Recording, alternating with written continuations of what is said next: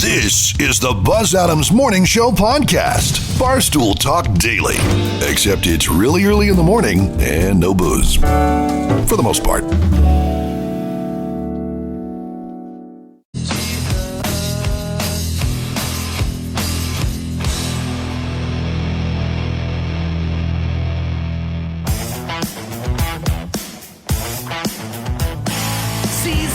With the boys in the office, kicking back in the office chair, saying, hey, diddle, diddle, I couldn't give a fiddle if my boss yells at me over there. So we take a big chance and take a little glance to see if boss went away. We don't feel we'll survive if we stay until 5, so we need to make a quick escape. We're ready to Talk Friday, Talk Friday, Big Early Friday, go Talk Friday, just give me a beer. From the KLAQ studios in beautiful sunny El Paso, Texas. Yeah, baby! The Buzz Adams Morning Show is back. Man, is this gonna rock or what? Thank you so much. Good morning and welcome to the show. For this Friday morning, it's the Buzz Adams Morning Show. We welcome you, and we all together welcome Labor Day weekend into our lives. Hopefully a 3-day weekend for most of our listening audience. I hope so anyway. Yeah. You know, of course, emergency personnel have to work here. Sure. Police officers, firefighters. Important people. Convenience store clerks. Heroes, unsung heroes. The essentials, yeah. I'm going to get to the weather because we have a flood alert for El Paso today. What? Yeah, there's a flood alert for El Paso. So let's do the golfer's forecast brought to you by Painted Dunes Desert Golf Course. You can set up all your tee times online at painteddunes.com. Expecting some pretty heavy-duty thunderstorms today. So let me tell you the weather alerts. Flood advisory in effect for El Paso County until 11 o'clock tonight. Flood advisory also for Diana County. Chance of some heavy rainfall, so we do have some thunderstorm alerts coming up. We'll keep on top of that, though, but just looking at the forecast here, it looks like the biggest part of the rain is going to be in the afternoon, so sometime afternoon, maybe 1 or 2 o'clock. El Paso is going to get, they believe, some pretty substantial thunderstorms today. 90 for the high temperature. And Joanna, I don't know if this is a sign of fall. 80s for the weekend. Whoa. It's going to get chilly. For all the Labor Day weekend. Yeah, get those sweaters, unpack those sweaters and scarves. Sweater weather. Partly cloudy on Saturday. Still a chance of rain, not as much as today with the advisories and so forth, but there is a 20% chance of rain for Saturday. 87 for the high tomorrow. Little bit of a chance of rain, and put it about 15% for Sunday. Partly cloudy. Get this, 84 for the high temperature Sunday. Wow. 84 for the high temperature Labor Day Monday. So maybe some relief from the heat. The golfer's forecast is brought to you by Painted Dunes Desert Golf Course. You can set up all your tee times and reservations online at painteddunes.com. That's painteddunes.com. Or call the Pro Shop. Their number is 915-821-2122 for Painted Dunes Desert Golf Course. Good morning, Joanna Barba. Good morning to you, Buzz Adams. Are you getting Monday off? Yes. Oh, good, because I would have felt like a real heel if I went on, and then you had to work on Monday. And I had to be here. It would have been awful. Any plans for the Labor Day, or are you going to chillax? I'm a chillax. Probably hit up a kermesse, a spirit store. There's one in the mall on this side of town, on the west side. Oh, yeah. Did you know? Yeah, I did, yeah. My daughter and I, so I picked up my daughter at 2:30 because she had early release because she's a senior. What is with these kids and early release? She gets early release because she was trying to explain it to me. It was very complicated. You know, when you were in high school, right? Did you kind of tune her out? You had the... No, I was doing my best, but I just couldn't grasp what she was saying. In high school, you had the same classes every day, right? Yeah. I guess, and she goes to Coronado. Okay. I guess they've got staggered days like college. So you might have 3 classes on Monday, and you might have 5 classes on Tuesday. Anyway, she's out early, but she has to go back at 4:30 for theater. So we had a couple hours to kill, and we went over trying to find the Spirit Halloween store at the mall, and we walked the entire mall, and we only saw it at the very end when we were walking out. It's upstairs. It's upstairs. Above FYE. Oh, okay. What are you going to be looking for? Stuff for the Halloween parade or extraneous decorations? See what's the hot topics this year. I bet Beetlejuice is going to be huge at the Spirit Halloween store, right? Yeah. All right. So we were also told we're going to have Halloween decorations in here. Yes. Get us in the mood. We'll be talking about the KLAQ haunted house in just a couple of weeks. Coming up for Halloween, we'll be talking about that before you know it. And what's coming up in entertainment news today, Joanna? You know, a lot of great tidbits came out of Quentin Tarantino's interview with Bill Maher on his podcast. Right. And one of my favorite, it's now my new favorite, it's how adamant Quentin Tarantino is about not watching the new Toy Story movies. He's a big fan of them, but he only watched the original 3 and refuses to watch 4 and the new one that's coming out. And he gives his own rationale for what that is. Yeah, and I'll let you know, or I'll let you hear what he said on Bill Maher's podcast. All right, very good. Join Glenn Garza, and this is going to be a big Labor Day sale on Sunday at Lucchese Boots. Glenn Garza is going to be there from noon to 2 on Sunday. It's a huge Labor Day sale at Lucchese, 11751 Gateway Boulevard West.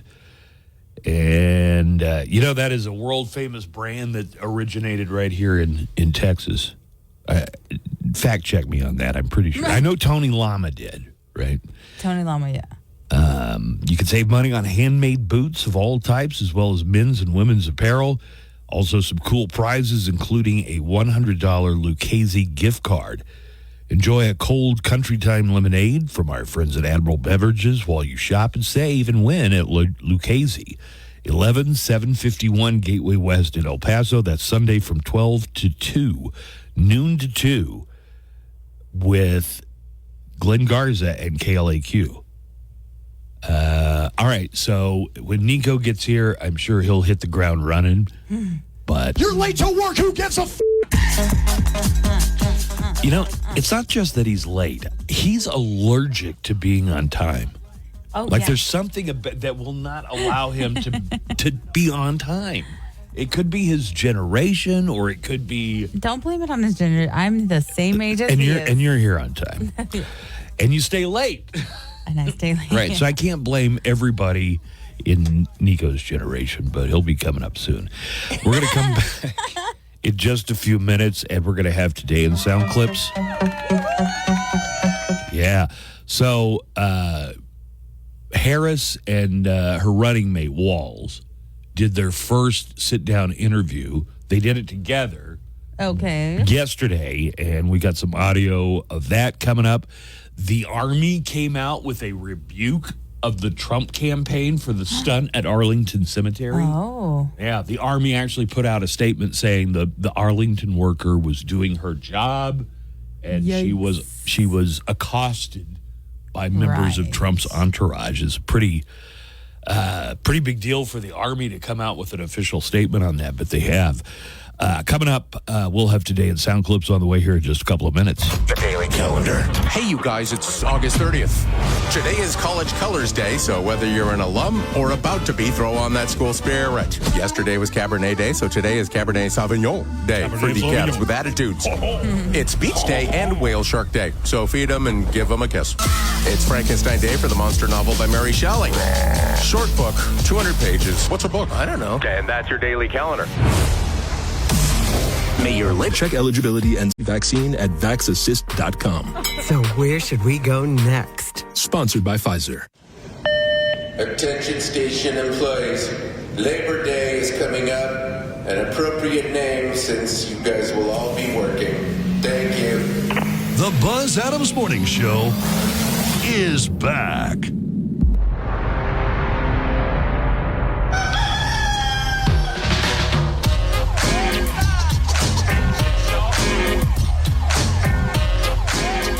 I am awake. Hey, it's Friday. A 3-day weekend. 3-day weekend. Labor Day weekend is here. Labor Day weekend. There's bound to be traffic, because it's Labor Day weekend and everything. Labor Day is Labor Day. Labor Day weekend. Grilling. I'm just waiting for a hot dog. Summer is officially over. We're going to take a little family vacation of our own. Happy Labor Day. It's showtime. Yeah, Labor Day weekend's about to kick off, everybody. Announcement, Nico has entered the building. Nico Ajimian has entered the building. Good morning, buddy. Good morning. Do you know where you're going to be later today? I'm going to be at Chiba Hut. Yeah. You can drop by Chiba Hut on North Zaragoza. Mm-hmm. So this is the East Side Chiba Hut. It's at 3001 North Zaragoza. And what time is that at? 2 to 4 this afternoon. 2 to 4. Chiba Hut's having a back-to-school event with lots of prizes and giveaways, including tickets for the Tacos y Mas Festival. Ooh. That's happening tomorrow, but you can win tickets to that event. You know what's happening there? Yeah, tacos and y mas. Music. They're going to have, some really good musical acts there and plenty of Mexican food. Tacos y Mas Festival. You could win tickets at Chiba Hut later today, 2 to 4 with Nico Ajimian, and that is on the east side at 3001 North Zaragoza. We're just about to get into the Today in Sound Clip segment. I guess I should repeat. We've got a flash flood warning in effect for El Paso County For tonight? For today. Oh, all until day. 11 wow. o'clock tonight. But the bulk of the rain is supposed to come in after noon, so around 1 or maybe 2 o'clock. We're going to be seeing some potentially heavy rainfall, and they do have that flood alert in effect for today. All right, let's comics. Let's talk about the comedy this weekend. You got your open mic tonight? I have my show and open mic tonight. Okay, so professional comedian starting at what time? At 9:30. That's going to be a showcase of the best comics, some of the best comics I know, and they're all professionals. It's going to be Jenny Robbins, Anthony Austin Brown, Rogelio Avila, Iggy Sabaniego, myself, and Joe Rodriguez from Las Cruces. And there will be a cover for this? That is $5 at the door. And right afterwards, we will go straight into the open mic, hosted by a very funny new local named Fumio. Mm-hmm. And there's no charge if you come and after the professional show. Sure. It's free admission. Yeah. And you can sign up and do comedy if you want to. Yeah, you can sign up. You can watch. You can get your feet wet by talking to the comedians. They're people too. How about at the comic strip this weekend? Awesome. At the comic strip, you're getting double headliners. It's the 2-headliner show. Trey Tutson and Charles Allen. I think they're both from LA right now. Trey usually comes in. He was the feature for Chris Kattan usually. Okay, so when Kattan would come in, he'd be his middle act. Yeah. Okay. But now he's going to be co-headlining with somebody else. Charles Allen. It's great. That's at the comic strip this weekend? At the comic strip. And Jenny's coming by and today? Then Jenny Robbins will be coming by. Yeah, and now, Today in Sound Clips. All of the day's news with accompanying sound bites and actualities after weeks of pressure. Vice President Kamala Harris sat down for an interview with CNN's Dana Bash. She said that she supported a ban on fracking in 2019, but she told Dana Bash that she made it clear she no longer wants a ban on fracking and says that she doesn't support the idea of banning it.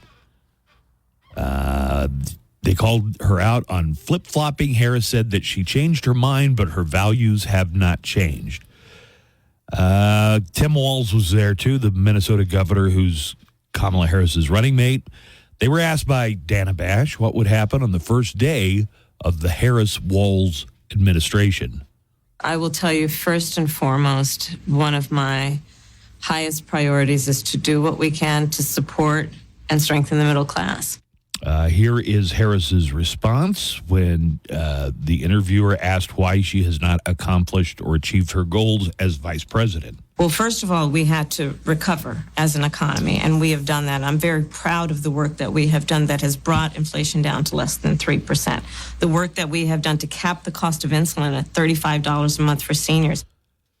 Okay, let me ask anybody this, because that's going to be a big... They're trying to tie Kamala Harris to Joe Biden, and they've made the exact same attacks they were making on Joe Biden. Now they're flipping it to her, but they're saying, well, she was basically tied to him in every decision they made throughout the course of their administration. Well, a vice president has no power. It's one of the least powerful positions in government.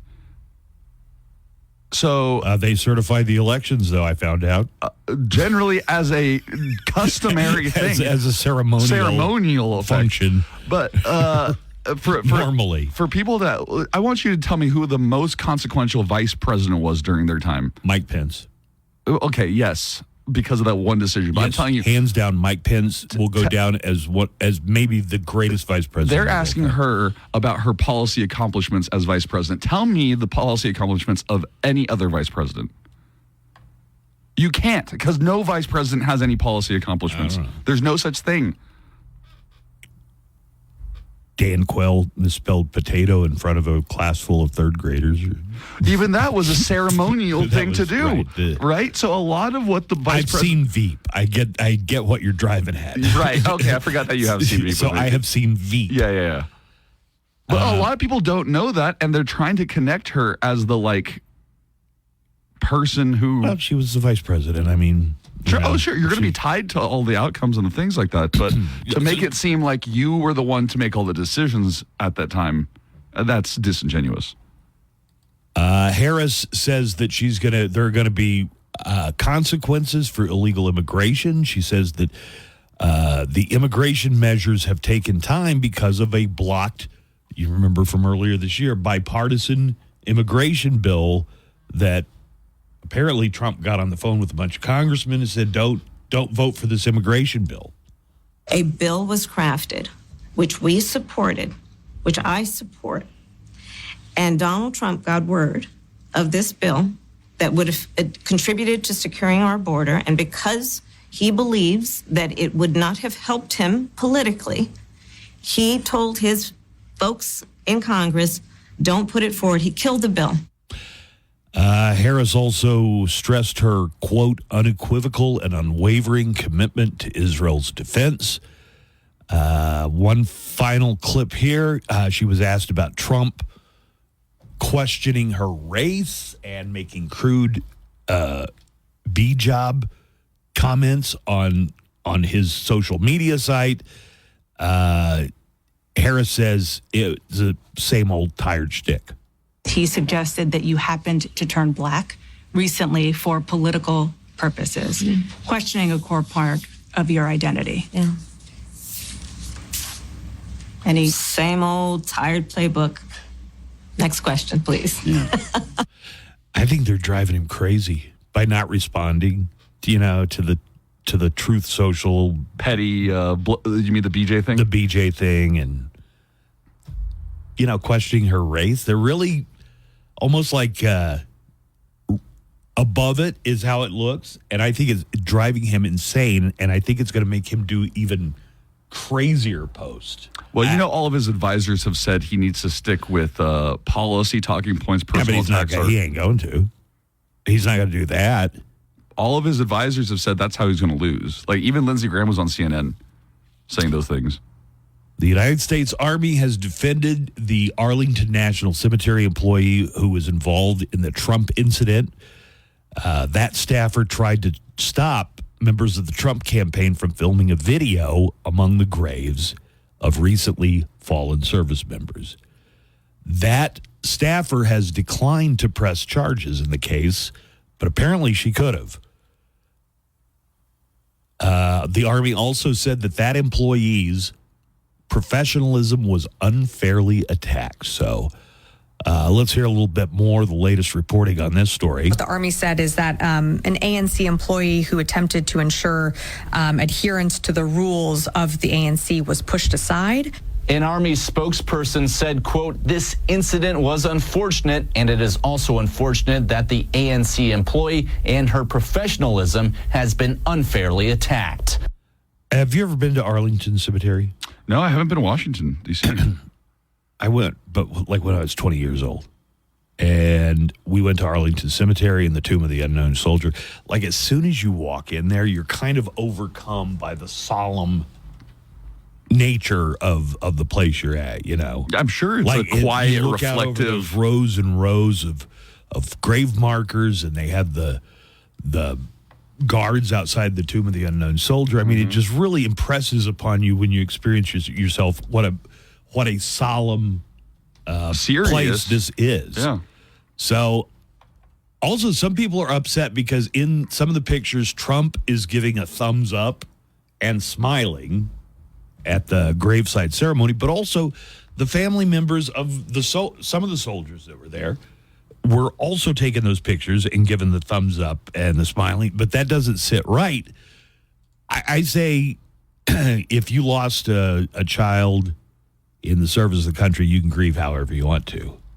Here is Donald Trump disavowing any knowledge of somebody this brought this up altercation. yesterday. It doesn't matter whether the parents of that fallen soldier agreed or participated or whatever. That doesn't change the policy of Arlington National Cemetery. No, it doesn't. They're not the ones who decide the rules. So Trump was asked about it, and he really kind of claims that he doesn't know anything about it. And all of a sudden I hear that somebody that I have no idea who it is got into an argument with somebody else at the cemetery about pictures being taken. I took them at the request of the families, and I'm very happy I did.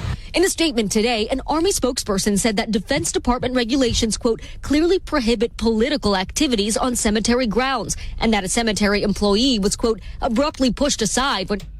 Also, the professionalism being questioned, Trump spokesman Stephen Chung put out that a mentally unhinged Arlington Cemetery employee got into an that's altercation. Not professional. So, well, it's unworthy of those people that are buried there. I mean, it's just off the reservation crazy. And the person was probably a Trump campaign photographer who was wanting to take these pictures for... Well, they put it out on TikTok. They made a video of it, and that is a political campaign. activity. Yeah, that's a political activity, and that's not allowed in that part of Arlington Cemetery. If you ever get a chance to go to Arlington, definitely do it. You'll see what I'm talking about as soon as you kind of step into Arlington Cemetery. You get the sense of how solemn. Mm-hmm.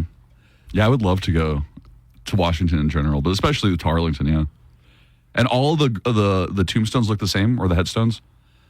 You know, I didn't tour the entire cemetery. We went to, I think, I was there with my dad. We just kind of went. We definitely, I remember going to the Tomb of the Unknown Soldier, and but the last thing you would do is start posing for pictures. And it's kind of weird.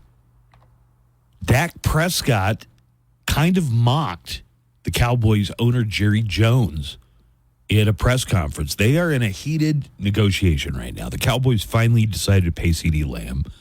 Good. But the negotiations are still going on with Dak Prescott. Here, Dak says that he just, a long time ago, quit paying attention to anything Jerry Jones tells the media. Yeah, I understand that. That's the business and the nature of this game that we play. I stopped, honestly, listening to things that he says to the media a long time ago. So it doesn't really hold weight with me. Prescott says he doesn't care when he gets his extension done with the owner, but it says a lot that he still has no deal. As I said, back in camp, it's two parts to this. Both sides have to come to the agreement. You don't need a deal done before the season. I don't need no. Would you like it done before the season? I think it says a lot if it is or if it isn't. But however, it doesn't really matter to me, to be honest with you. What does it say if it isn't? Just how people feel. Have you heard these stories before where there's like arson, and then they link it to somebody who actually works for the fire department. Right? That's a crazy thing about firefighters. Not all of them, of course. Wait, I wouldn't even say. Wait, what are you talking about? Sometimes they find like a string of arson and they track it back, and it turns out the guy works for the fire department. When you say it's not all of, it's not even less than 1% of them. Right, but it's more than normal. Maybe. But it's happened more than once. Yes, it's happened more than once. That's all I was trying to say. A firefighter in Canada was arrested for committing a string of arson attacks. Oh no! Setting bales of hay on fire. Oh, here we really go. got into hay bales, right? That's real work, Nico. Do you know how many hay bale memes I got yesterday? Really? Yeah. And I agree. I was saying baling hay is probably the hardest job of all that we were talking about. Thank you. Just not Buzz doing it. Yeah, no, I did. Okay, listen, here is the Macklin Fire Chief, Justin Bast, talking about the fire set by firefighter Logan Sieben. Here he is talking about those incidents. It's a lot for volunteer department. A lot of the guys are leaving work. Most of the calls have been during work hours. So there again, that's taxing. We've had some instances where they've tried to light standing crop. It was a little bit green. It didn't burn. We've been very fortunate that the fires have been small. Those green hay bales. So a bale of hay might weigh anywhere from 90 to 110 pounds. The green one's got water in them. Not the big round wheels that you see out. I'm talking about the rectangular bales. But if they cut them a little early and they're still green, it's an extra 20 or 30 pounds. Those were the worst, the green ones, man. Yes, I used to work for a living. I used to do demanding physical labor. For a year. Or for a summer. Sorry, for a summer. No. And for then, every summer, I don't know, through high school and then as a middle school. 10-year-old, sure, they're going to really drive the 10-year-old hard. No, I didn't start. When I was 10, I drove the truck because I wasn't strong enough to lift the hay bales. You'll just keep going if we... Joanna. I'll sit here and talk about this until the cows come home. Joanna, a lot of the memes that people were sending me had a little child driving this tractor. Wait, were those actual pictures or AI generated? Yeah, that was you weren't on a road. You were out in some farmer's pasture someplace, and the older kids would throw the hay on the back. But then, by the time I was 12, I could lift the hay bales, so I was doing that. Did Lee do it too? Yeah, not as much. I mean... That's his brother. He was a very small kid. Like, in high school even, he weighed like 90 pounds. Oh, really? Well, he was just real skinny and, not... he was a great athlete. He got a tennis scholarship, became a tennis pro. Oh. There's a homeowners association, okay? In South Carolina. Yeah, right. Have you ever had to deal with a homeowner... Have you ever had to deal with a homeowner? No, of course not. Okay.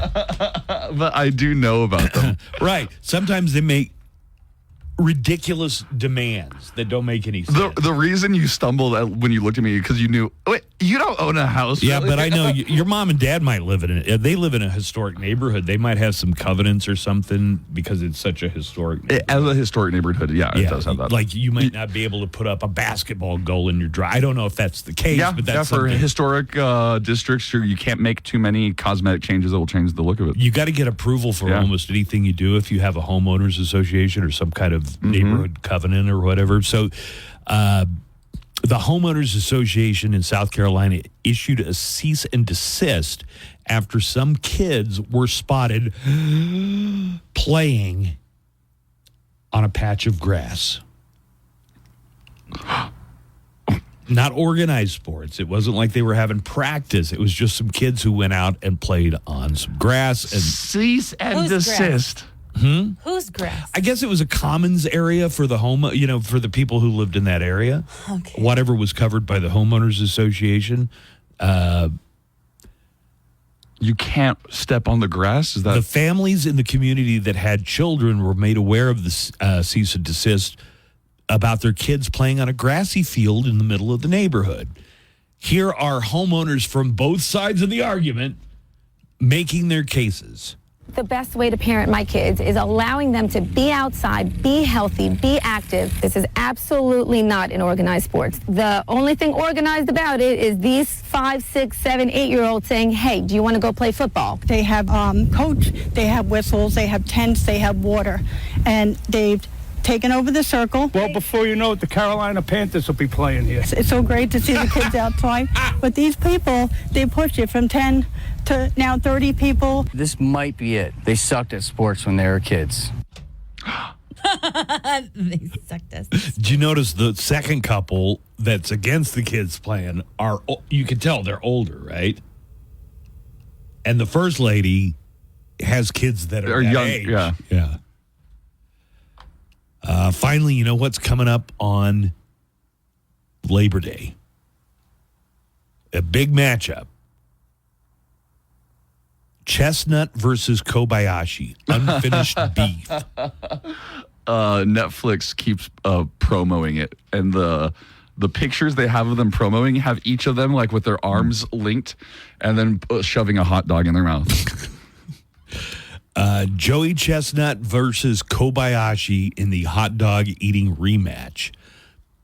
If you thought you didn't have exciting things to do on Labor Day, boy, are you wrong. You got to tune this in.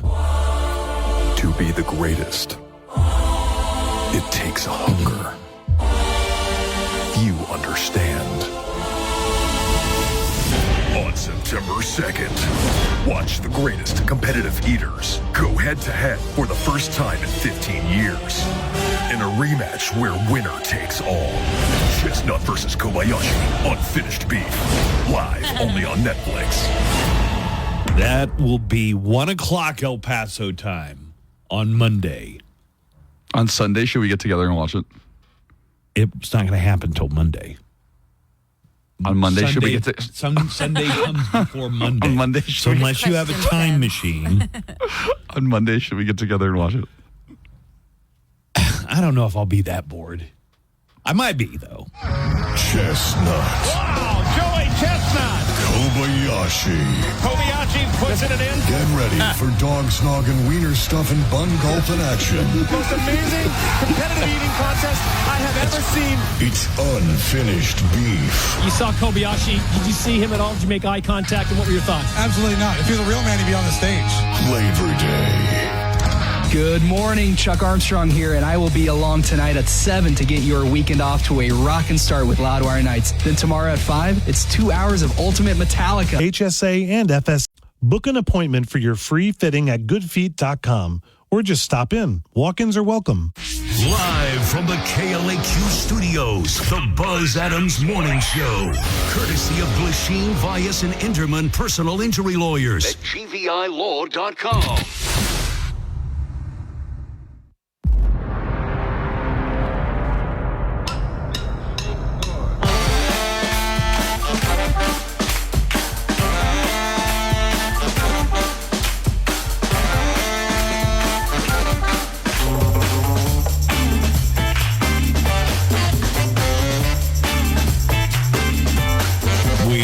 Just about to get to the Mo Show calendar and daily almanac of events. We have that coming up here in just a moment. Woo! Did you next to last day of August? August, that's right. We're going to flip over to September on Sunday. September, right? Did you understand what I was trying to tell you coming back on air? No. Oh. I don't even remember what you were... Something about Sonic the Hedgehog. People have been wanting us to do, or wanting you to do a trailer recap or review of the new Sonic Hedgehog, Sonic the Hedgehog 3. I don't even know what Sonic the Hedgehog is. It's a video game. Yeah, but I didn't see any of these movies. I've never played the game. What insight am I going to offer? That's a very good point, and that's kind of what I wanted the listener to hear, because they keep asking. Buzz doesn't like Sonic the Hedgehog. I mean, I don't have an opinion on Sonic the Hedgehog. Jim Carrey plays Jim Dr. Carrey had a crazy mustache? Yeah, he plays That's Dr. all I know. Eggman. And then they came out with the Sonic the Hedgehog, and a lot of people were horrified by the way it looked, so they went back and redesigned it. Have you ever heard about that? Because it was too realistic and looked gross. And that completes all of my knowledge pertaining to Sonic the Hedgehog. I don't know anything else. Well, other than Keanu Reeves is going to be playing Shadow the Hedgehog. Ben Schwartz is the voice of Sonic. Wait, there's other hedgehogs in this thing? Yeah, with like superpowers. Okay.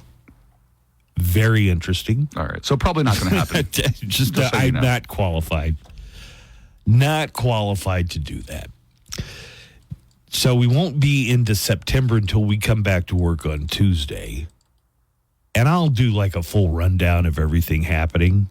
But do you want to hear some of the stuff that's going to happen next month? Yeah, definitely. Thursday, NFL season kicks off with the Chiefs hosting the Ravens. That's the official regular season. First game is going to be on Thursday. Then on Friday of next week, Packers playing the Philadelphia Eagles in Brazil. Ooh. The Paralympic Games just started in Paris. They're going to go on through September the 8th. And tennis fans, the U.S. Open is underway, going on through September the 9th. Some of the movies coming out in the month of September. Beetlejuice hits theaters Wednesday. The animated movie Transformers 1 is going to come out September 20th.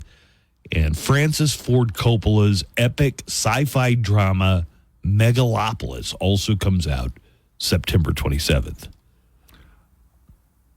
On TV, the Golden Bachelor is back on ABC. It's the Golden Bachelorette. Oh, Bachelorette, I'm sorry. And the premiere of the Batman spinoff series, The Penguin. Can you picture the Penguin from the Robert Pattinson movie? Oh. You know who that was? Colin Farrell. Colin Farrell. Yeah, no, he's great.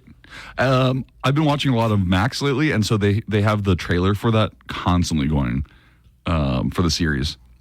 The Batman with Robert Pattinson is probably my favorite Batman movie of all time. Really? It's the most grounded, you know? It's gritty. Like if he's at a crime scene and the cops decide we're going to take this in, he has to fight his way out through all the cops. You know, he can't be like, hey, buddy. Yeah, right. I thought it was great. I only thought it was great the second time I saw it. The first time, meh. But the second time I saw the Robert Pattinson Batman. I take it back. Joker with Joaquin Phoenix is my all-time favorite Batman movie. Oh, okay. It was great. Yeah, that's a curve. Does Robert Pattinson's Batman do, like, drugs? He injects himself possibly with the stuff that gave Bane his powers, Venom. Oh. Or he gives himself a shot and suddenly gets, like, momentarily stronger in a big showdown with, spoilers, with the Riddler. So it's not heroin.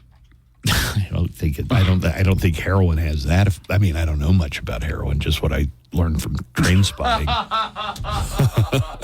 That's about it. All right, let's go ahead and get to the Mo Show calendar and daily almanac of events. Today is August the 30th. Today's National Beach Day. We got a big beach in El Paso. Oh, I love the beaches. It's the whole city. Yeah. We just don't have an ocean to go along with all the beach we have. No, we're one big beach. Today is National Grief Awareness Day. And today is National Toasted Marshmallow Day.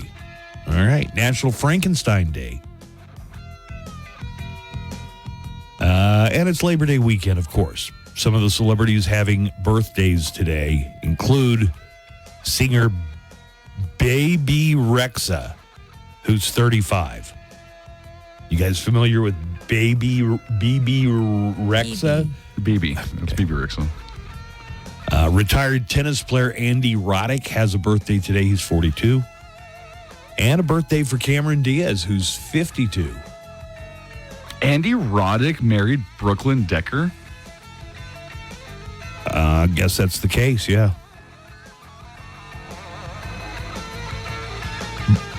A Brooklyn Decker sounds like something on UrbanDictionary.com.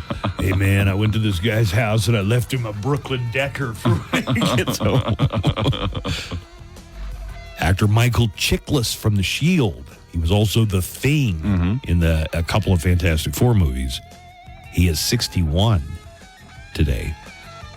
Comedian Louis Black, 76. And Warren Buffett, at one time, he was going back and forth with Bill Gates as the richest man in the world, but now he is only number 6 on the richest people in the world. But his net worth is $147 billion. Warren Buffett is 94 years old today. Did you read the end of that thing? About Warren Buffett? Yeah. Elon Musk is the richest person in the world with $239 billion. Bernard Arnault is number 2. He's got $191 billion.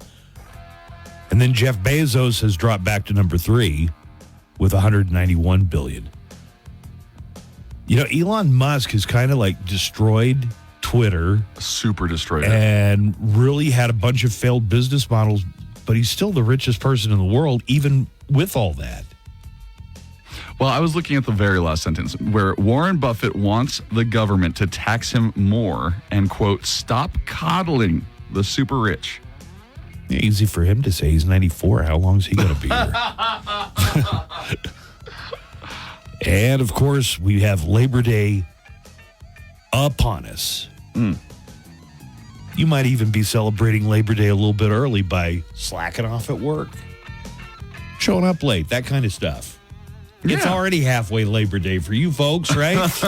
It's Labor Day weekend, and there's Dad. He's been drinking Schlitz malt liquor since he woke up, and now he's going to grill burgers once he gets the Kingsford charcoal briquettes lit. And here's his wife, Nancy. She's been hitting the bottle too, but nobody knows because she hides her vodka in a coffee cup. There goes Timmy and his friends on Schwinn Stingrays. They're going to light leftover firecrackers from the 4th of July in the parking lot at Bob's Big Boy.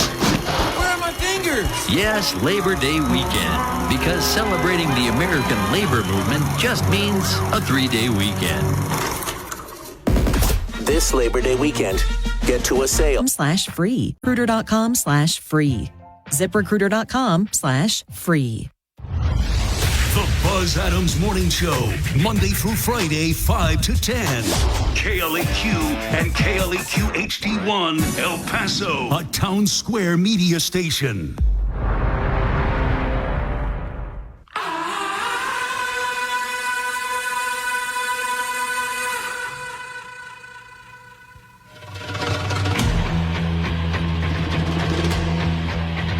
Joanna has the Hollywood Cheese May coming up in just a moment. We do have a dining deal that's going to go live today, not yesterday. I don't know why it was at a Friday mindset yesterday. And then in our meeting, our boss is all like, and none of you caught it. Nobody else noticed. I have to admit, I tune Buzz out every now and then. Starting this morning at 10 a.m., as soon as the morning show's over, Oasis Lanes is our dining deal this week. You get $50 gift cards for only $25. You can use those for food. They make delicious brick oven pizza at Oasis Lanes. Or you can use it for gameplay, game cards. 40 lanes of bowling. Oasis Lanes also has an arcade with virtual reality games, sports simulators, indoor, outdoor amusement park rides for adults and children. And do try some of that brick oven pizza if you like a good pizza. I had my project graduation at Oasis Lanes. Oh, your what? Project graduation. What is that? It's like the party that the school usually sponsors for all the seniors, and it's like a lockdown usually. Like they'll have everybody there, and you stay all night or something. For some places, and they'll do like raffles and things like that. Joanna, did you have project graduation? We did, yeah. I was at a country club, but my parents threw me a party. Project graduation, wow. You know where they used to have the project graduation, and I was so excited. It was at Western Playland. And then that year that we graduated, that's when Western Playland was sold. When they moved from their location at Escarate. Yep. Once again, you can get $50, good for food, non-alcoholic beverages, and game cards from Oasis Lanes. For that, you only pay $25. And the way to do that is as soon as 10 o'clock rolls around, go to KLAQ.com, click Dining Deals. You'll find that on the must-read bar at KLAQ.com. Or if you're using the KLAQ mobile app, we've got a Dining Deals button there. Live at 10 o'clock this morning. Remind me of all the guests that we have coming in today, Marco. We've got Trey Tutson and Charles Allen stopping by a little bit later. They're going to be the two headliners at the El Paso Comics Strip. One show tonight, two shows tomorrow, and one show on Sunday. And then I have a show tonight at 9:30 at Scenics Bar and Kitchen. It is a showcase of the best comedians, local comedians, and professional local comedians. And then right afterwards, it's the open mic, the normal one that we have. So a very fun filled day. Oh, Jenny Robbins is going to be coming by. Yep. If she wakes up. Jenny's going to be at the professional comedy show tonight at Scenics, Yeah, right? she's just in for a night, and she's leaving back to LA tomorrow. Here's something you can try just in time for Labor Day. If you want a new drink mix, try Gator Wine. I just realized this sounds like an endorsement, but it's not. I'm just talking about this food blogger. Okay, Gator Wine. It's not really an endorsement because it's not one product. It's like a weird combination that somebody's come up with. It's Gatorade. You're right. It's Gatorade and wine. And let me find the I've guy heard talking about this it. exact one weeks ago. I remember seeing a video of somebody trying it out, and they were like, it's stupidly good. It's delicious. Yeah. Here is YouTuber Andrew Ray giving a review of Gator Wine. Again, that is equal parts light blue Glacier Freeze Gator and any cheap red wine. Andrew Ray suggests you don't get anything more expensive than $12 a bottle for the wine. It's not like anything I've ever tasted. If I'm being honest, I'd rather drink this than Barefoot or Yellowtail. I drink that on the rocks. The more I'm drinking it, the more I like it. It's kind of what it's giving, is like almost a sangria vibe, because you added this fruit juice, for lack of a better word, to wine. So it's this kind of wine cocktail vibe. And there is that is the specific recipe, by the way. Don't go and get some lemon lime. Gatorade think it's going to be the same thing, because it's not. The recipe is equal parts light blue Glacier Freeze Gatorade and any cheap red wine that's less than $12 a bottle. At first, the guy didn't like it, but then he the more he drank it, the more he liked it. I find I'm that way with any alcoholic beverage. I may not like it at first, but the more of it I drink, the better it gets. For that, they used the Glacier Freeze Gatorade plus a cheap bottle of Barefoot Pinot Noir. I think Glacier Freeze is my favorite flavor to begin with, so that's good news. I just go by colors. I like light blue, dark blue, green. Give me a yellow. My friend wants a red. And thank you, Lauren, in our app chat for maybe correcting me that it's Project Celebration for the I'm pretty sure when I was in high school, it was called Project Graduation at the time. When I was in high school, it was called Project Inebriation.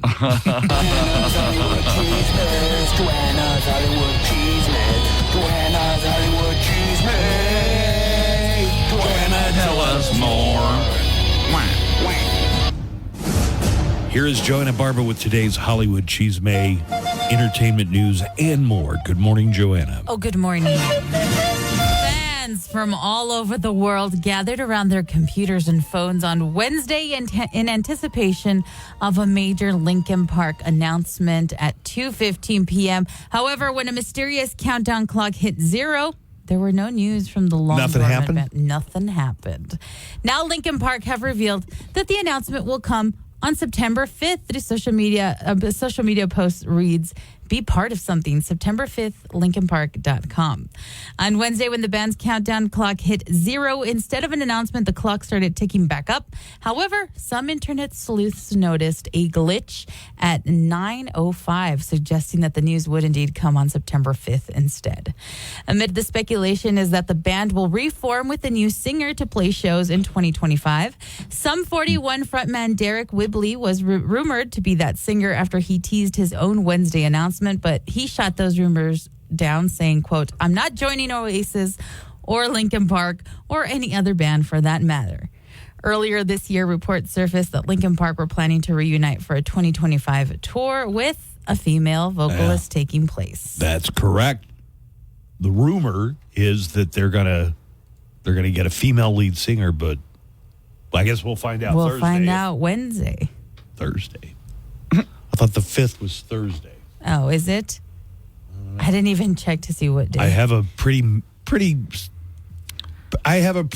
If only we had e-calendars to check out. The 5th is Thursday. Oh, it is Thursday. That's not bad. I kept writing Wednesday. Linkin Park have not toured since Chester Bennington tragically took his own life in 2017. But we'll wait to see on Thursday what the news is. Well, I know the 5th is Thursday because I have a medical that's right. procedure I forgot you that said is that. going to... His first colonoscopy. That's... Oh, you weren't in the meeting yesterday. I'm not confirming, nor am I denying that that's the date of my colonoscopy. Oh, that's quick. You were saying to Justin this week. I thought it would take 3 months to set up. Yeah. You were hoping probably. Well, I get the celebrity treatment. Okay. He gets extra lube. What does that mean? Yeah, that's right. Yeah, I get an extra dollop. Oh, my God. Tallulah Willis gave an update on her father, Bruce Willis's ongoing battle with frontotemporal dementia and shared how her family leans on each other for support. The youngest daughter of Willis and Demi Moore told E! News in an interview that her father is doing the same, which in his situation is a good thing.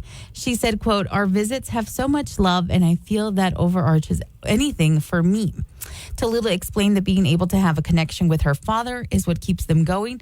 And despite noting how hard this journey is for her family, the 30-year-old revealed that Bruce's health condition has created an opportunity for more love. Well, God, every time I see a picture about Bruce Willis, I get scared. Because you think it's going to be like Bruce Willis announcement. Right. I wonder if his kids, in a way, appreciate the fact that they probably get to spend more time with him than they ever got to when he was, a really busy actor. Acting and doing all these things. Yeah, maybe. It was announced yesterday that the new Jurassic World movie called Jurassic World Rebirth will come out on July 2nd of 2025. It stars Scarlett Johansson, Jonathan Bailey, and Mahershala Ali. In the movie, a brave team has to collect DNA from the biggest dinosaurs on land, sea, and air to make a life-changing drug. The Earth is now a tough place for dinosaurs, and they live only in special warm areas where they used to thrive. Johansson plays Zora Bennett, who leads a secret mission to get DNA from the biggest dinosaurs, but her mission gets messy when a family's boat trip goes wrong because of dinosaur attacks. Oh, here we go. Some family end up stranded on an island with a big hidden secret. Hey, if it worked for the first one. Bailey will play a paleontologist, and Mahershala Ali is Zora's trusted team leader. Steven Spielberg is one of the executive producers. This is the 4th movie in the Jurassic World series, with the previous ones making each over $1 billion worldwide. Does anybody over the age of 12 get excited about a Jurassic Park movie anymore? Scarlett Johansson did. She loves it. She's so excited. I think the only one I've seen... Basically, the first one was a good movie. The first one. I've seen that first one. And then none of them have really been great other than the first one, which was that was eye-popping when that first came out. I was going to say, I think it's about the spectacle of how the dinosaurs are getting bigger and bigger and bigger, but at some point it's just... Right. They got to make up... Strange credulity. Yeah.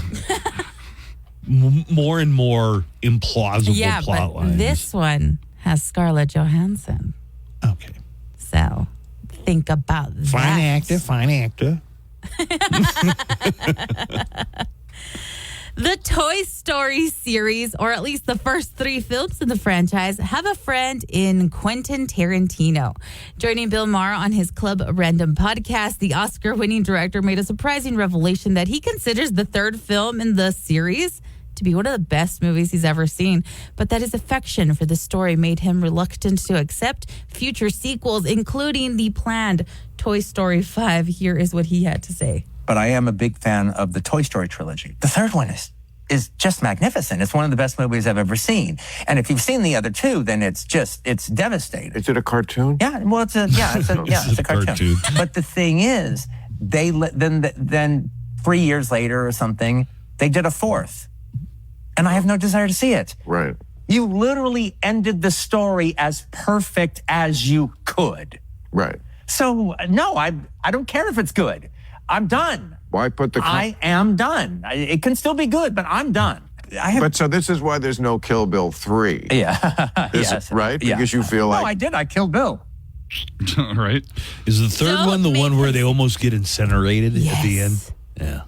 That one is devastating, and it is a good end to that trilogy. Yeah, right. They could have just put a nice bow on it. It could have ended there. Is that the one with the collector, the toy collector? No, that's the second one. Okay, man. That introduces Jesse. Yes. Mm-hmm. Oh. His girlfriend. That's not his girlfriend. Jesse's not his girlfriend? No, Bo Peep is his girlfriend. Wow, you haven't seen the Toy Story movie? I have. I didn't pay attention to the relationships that closely. Okay. You know, Mr. Potato Head was married to Mrs. Potato Head, right? Well, in other Toy Story news, according to you guys, Jesse and Woody shouldn't end up together. Not that they shouldn't. They just didn't. They didn't. They weren't hooking it up. That's like Mr. Potato Head is going to, or Mrs. Potato Head is going to bang the Slinky Dog The or something. Slinky Dog, Yeah. right. Another Toy Story Good news. call back on the Slinky Dog. Yeah. Disney recently teased at its D23 convention that Toy Story 5 would follow the character's struggle to capture a child's attention away from digital devices. Oh. Will your iPad be able to talk now when you leave it? That'd be hilarious. With your entertainment news, I'm Joanna Barba. I get along Labor Day weekend. Spanish. Gracias. Language for life. Now try Babbel for free at Babbel.com. That's Babbel.com. Hey, what are your plans for Labor Day weekend? I'm going to sell adult lemonade. It's just normal lemonade, but I'm going to have a boob out. Boob. Staycation. I'm inventing barbecued ice cream. Oh, never mind. I'm going to do a DIY massage, but just the happy ending. Don't look at me. It's Labor Day. I'm going into labor. Have a happy Labor Day. Be safe out there. The Buzz Adams Morning Show is back.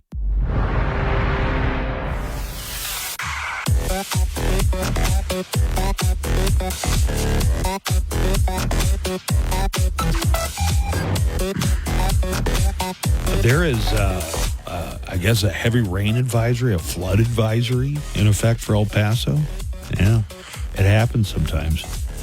Finally. Today, and the rain is expected to come into the area around 1 o'clock, 2 o'clock this afternoon, but they got us under a flood advisory until 11 o'clock tonight. And Joanna has traffic for us.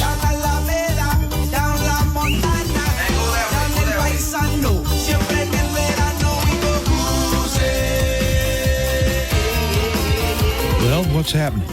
Well, we're seeing major delays this morning. All lanes are closed at I-10 East between Artcraft and Red Road due to an accident overnight. Traffic extends to Trans Mountain, so you'll want to avoid the area and find an alternate route. If you are heading in that direction this morning, again, that's I-10 East at Artcraft and Red Road. All lanes are closed this morning until further notice. We've got guests in the studio. This guy, I got to get an update from Trey from the last time we spoke, which was, I don't know, like 5 years ago. 5 years ago. 5 years ago. But I'll introduce both of our guests in just a second. This is the final day that we have a ghost song of the day for the month of August. You guys ever heard of a band called Ghost? I haven't. Are they new? I would say last 10 years. Okay. Right? Would you say the band's about 10 years old? Yeah, Joanne? that's Something like that? a good one. Yeah. They're real spooky. Like they've got that Satan makeup on stage. You know, they're like they look like one Death of those metal. bands, but they're real. Their music is very poppy sounding, very pop. Did they write a diss song about Drake?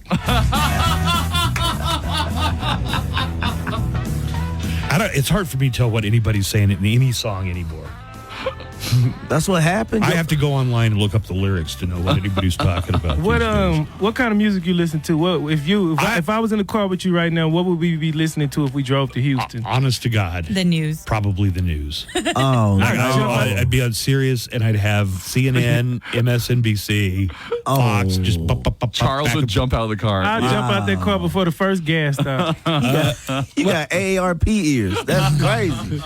If I were listening to music, classic rock. Classic rock. Yeah, like classic rock. Earl Winkeen. Oh, yeah, I like Texas country. Like, Austin has a country scene that's distinctive from Nashville's country scene. So I like Texas. So you like country. So you like Lil Nas X. I did. Yeah, man, I thought that was a real good song. You couldn't go anywhere without hearing it. Right. You go to a baseball game, they'd be playing Lil Nas You X was over the never really loudspeaker. rooting for me anyway.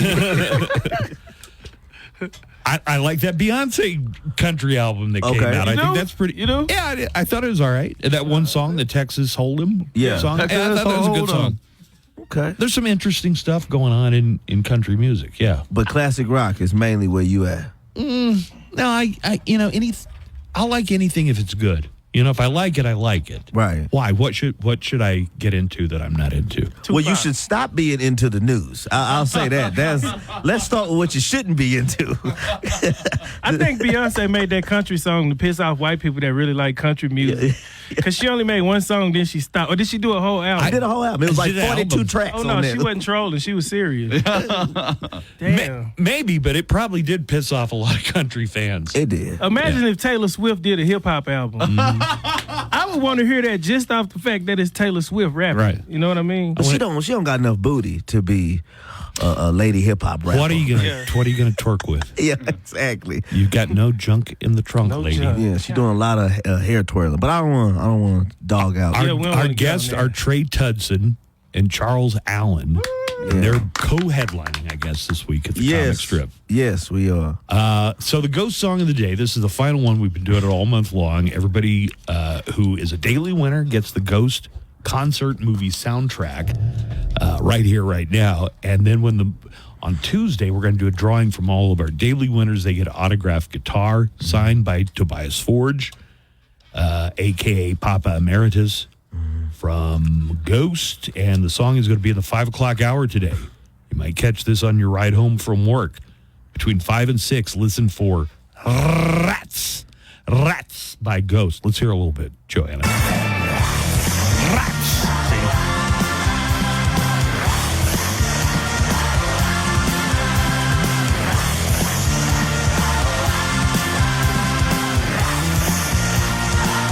I like the lyrics. We could listen to this on the way to Houston. Yeah?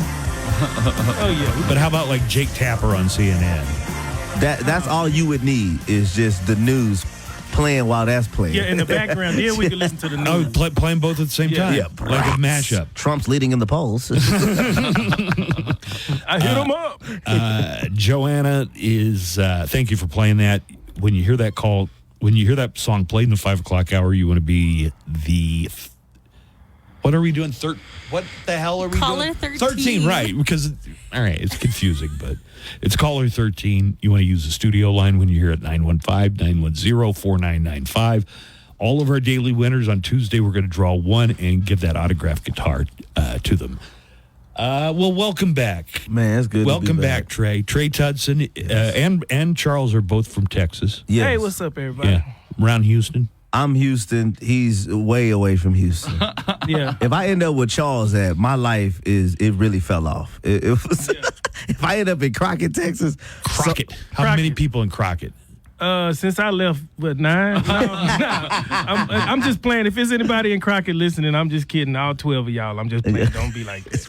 Yeah, but it's like 1,500. With Houston, it's tough because you got Sugar Land, and that's technically, I guess, a different city. But some people think it's Houston. And yeah, but Crockett is outside of like 100 miles away from Houston. Yeah. They like to level out the population. They start counting cows and all kind of stuff. Because it's so little people. You go to Crockett when you're a fugitive in Houston. Or you don't go by choice and you're a cop fugitive and you go to TDC. Yeah, exactly. Ain't nothing up there but prison camp. Would you say you were country? Oh, yeah. I'm definitely country. Yeah. Oh, yeah. Farm stuff or not just small farm town, country, more small but- town country? Yeah, like memorials and stuff like that. Like not good old boy, but the black version of it, if you know what I mean. Is there a name for that? I'm a hood good old boy. That's it. That's the name for it. I'm a hood old boy. I got it at the same time you did. Just a hood Never old meaning boy. no harm. Never meaning no harm. Been in trouble with the law. Well, I ain't been in trouble with the law. Ain't been in trouble with the law. That's funny. You know lyrics past good old boy. I only know just the good old boy and never Making their way. The only way they know how. Don't know nothing else. That's just a little bit more than the law would allow. Oh my God. He is country. He is a hood old boy. Usually when I hear that song, it's time to leave. Yeah. It is. So Trey was in studio with another comics, Slade Ham, right? And you were telling us about your unique wife-girlfriend situation. When I first came here, 2019, I had a wife and a girlfriend. We was all living together, and it was a great time in my life. A magical time, it sounds like. It was a magical time. The stress of it hadn't quite kicked in.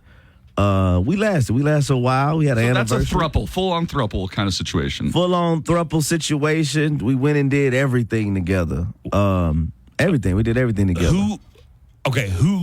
Who approached who about this arrangement, or did it just kind of happen? Well, this is because you was like, how could you, this is what he was trying to figure out how to do this, y'all. How do you do and that? He went I about can't it all imagine wrong. how to even, like, you go to your wife if you're married, and it's like, hey, how would you feel about us having a girlfriend? So what you have to do is you have to make it her idea.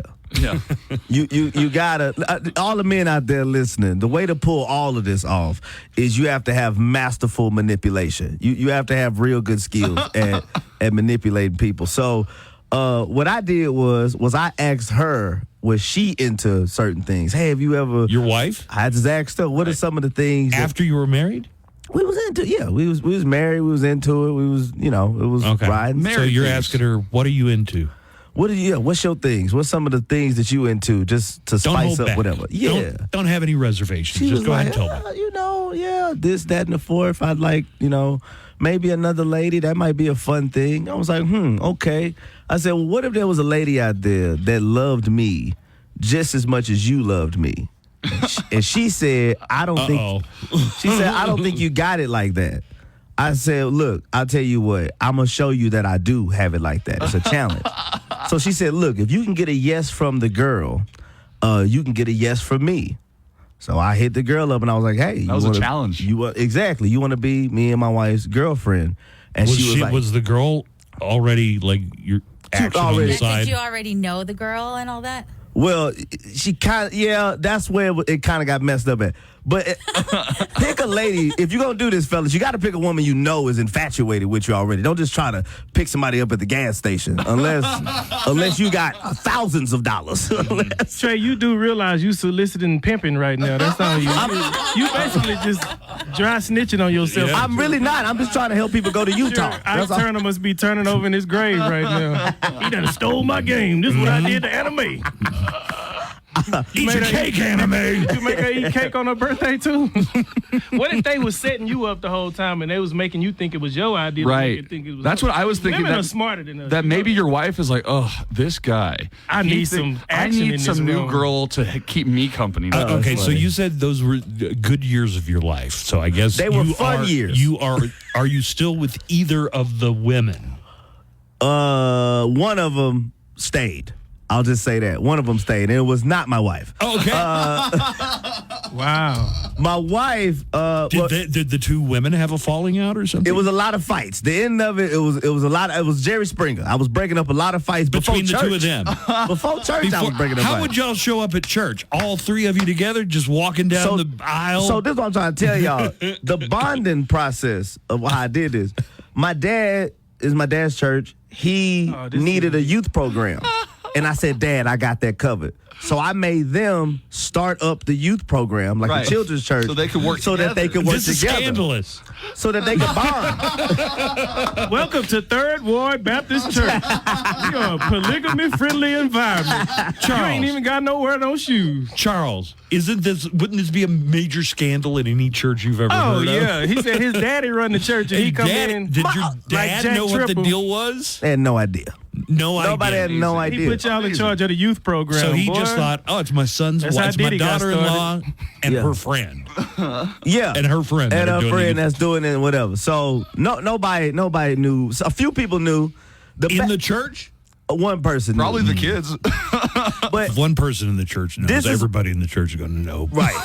This is what's scary though. When you do something like this.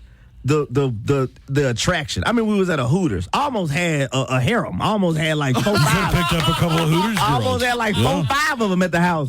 That's how Diddy got started. I'm not.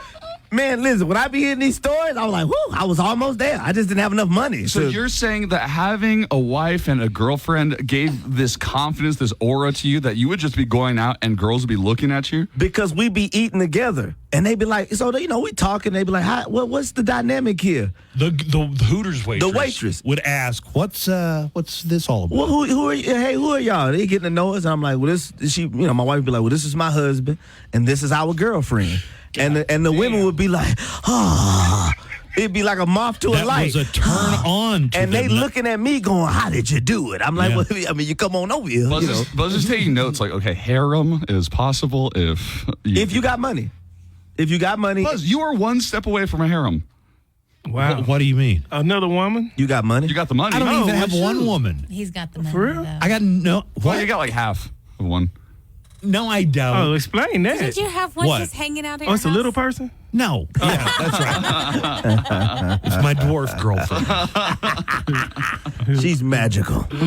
Don't leave her around me. It's a Mexican lady, but she doesn't have any legs. You know what her name is? Hilarious. Consuelo. Wow. I don't know Spanish. I don't know if it. Joanna, did you get Is it? it politically correct to laugh at that? Because that was funny as hell. Yeah, right. If he said it, I'm sure going to laugh. All right, hey, listen, let's get a break going here.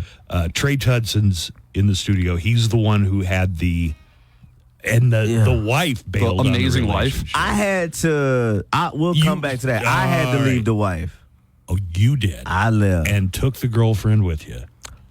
Yeah, reunited with the girlfriend. I think that's kind of like the concern in the first place. If you approached a woman, it's like, well, what if they like each other better and I get iced out? Oh, and they leave together? No.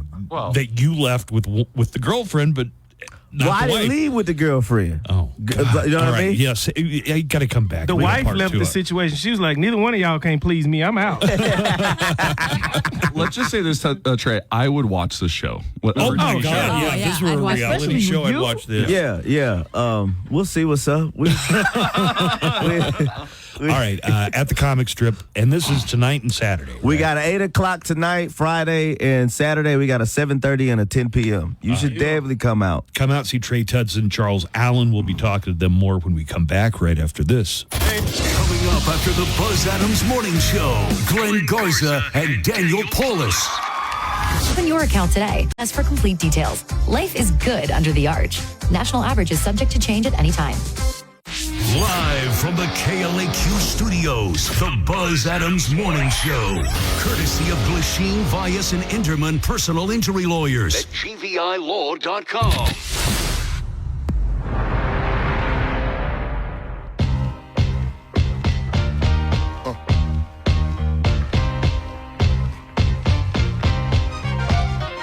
There it is. Yeah. Right. Yeah. Okay. Trey Tudson is here. Charles Allen is here. They're both performing and co-headlining at the Comic Strip this weekend with 8 o'clock show tonight, 7:30 and 10? No, yeah. On Saturday. 7:30 and 10. Tonight, 8 p.m., one show. Okay. Come out. Did you guys perform last night? We performed last night. How's the crowd? It was fun, very fun crowd. We had a good time. Yeah. Yeah, it was a blast. It's always fun when we come here to El Paso. See all the thick Mexican women. Right. I'd clean up here. I'd have, you know what I mean? I'd have a triple-double here. I thought of a question. So after the throuple fell apart, however it happened, you're still with the girlfriend? Well, to this day? It sounds like the girlfriend left. No. The wife left. No. The girlfriend left first. He's nailing. Let's see Nico do this. Sounds like the girlfriend left first, and that I guess without that third, him and his wife had some issues, and his wife then left, and then he got back together with the girlfriend. So you halfway there. It's like how do you have so much insight? That's called context listening. You just have to listen to the story. I don't do that crap. Love the labeling. Context listen. I've never heard of that before in my life. Never done it either. But is he right? He's quarter there. So He's flexing a little bit. He's flexing. The girlfriend left. COVID happened. That's what I thought, because you came right before COVID. I was about to ask that. Well, COVID didn't happen, but it spread it around. Like people are like, COVID happened, like it was a hurricane or something. but COVID popped off, and she kind of got stuck at work. Like we was all living together, and she got stuck at her job, and the girlfriend, and it was a place where it was a live-in space. So she ended up just staying there, not coming back with the shutdown. It was the 2 week shut, and so she didn't come back, and then she just stayed. Like, I'm leaving, I'm gone, I'm done with that part of my life. Okay, cool, she's gone. So me and my wife try to rekindle. We try to work through our stuff. So we're moving on. We're working through. We're having tons of threesomes. We're having a good time. I'm having a good time. Having a good time. But then it comes to a point where I'm kind of out of that. I just want us to be together. Stable. And then I had a bunch of stuff pick up. I went to Europe. My career started picking up a little bit, so I'm getting dates and I'm gone. And dates for comedy. Dates for comedy. Yeah. Okay. No, this not Bumble dates. This is dates for comedy. You got back out there after COVID, it sounds like. Yeah, we in it. So then I leave. I'm on the road for a month. I come back home. And when I come back home, there's a shirtless guy sitting on my couch, right? When I open the door. Shirtless guy sitting on the couch. Wow. So, hello, my name's Karma. Nice to meet you. I picked somebody else out for our next throuple. So, we done with... You wouldn't have been cool with that, would you? Nah, not with another guy. No, with another dude? No, we don't do that at all. That's not how this works. Not even a little bit. Okay. All right. Just I put it to quality is for suckers. Exactly. No, I don't want that's not happening at all. And if she was into that, I'd be like, well, I'm gone. Well, I'm leaving. You can have whatever. That would have killed it right there. Yeah. Don't like any other man in the house. I like lady maintenance men. That's what I want. I want a lady to come. I told this But bro. you go in your door and there's a guy with no shirt sitting on your couch. Sitting on the couch and watching Power. And this is how I found out Power was a great show. Your Netflix account. Yeah. This is how I knew Power was a great show, because I went in and I started packing up and moving my stuff, and I found myself just stopping and watching certain scenes in the middle of moving my stuff out. I'm done. I'm good. What? Huh? I'm like, hold on. Wait, didn't she steal his truck? You asked the guy with no shirt. Who's that? Exactly. I'm like, hey, but what's this be? Oh, man, he about to get killed. He about to... Go make me a sandwich before you leave. Wait a minute. So this was your wife's friend. This was a dude. He lived in the apartments. He had been lurking for a while. Lurking. So whatever. She had that happen. That's why I ended up leaving. Well, when I leave, I'm getting myself together. The girlfriend is very poverty stricken. She is, which is what I like. I love women. Well, $150 could change their whole day. Right.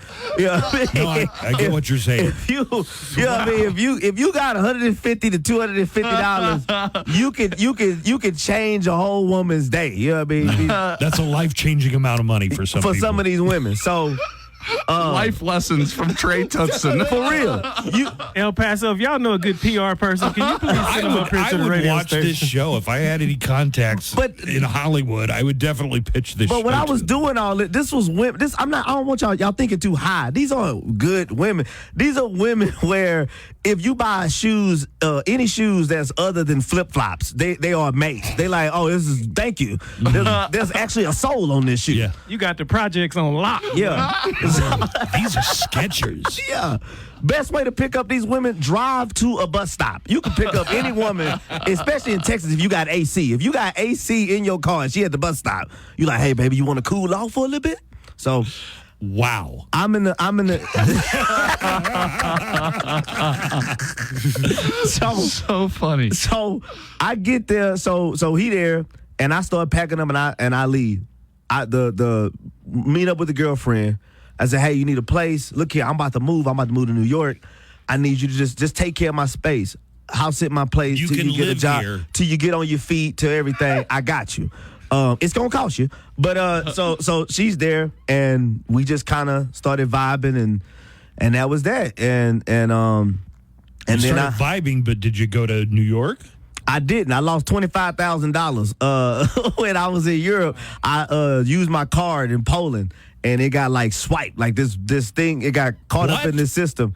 And they did all this. They cleaned me out. Took everything I was supposed to move to New York with. So then that's why I had to stay, and I had to kind of start over. And then I ended up finding this other lady. And so I'm kind of in a similar. She was not. She's actually a very, very successful lady. Going against the grain on this one. I dabbled in the Caucasus Mountains, and this is my first time dabbling, and it's oh man, it's amazing.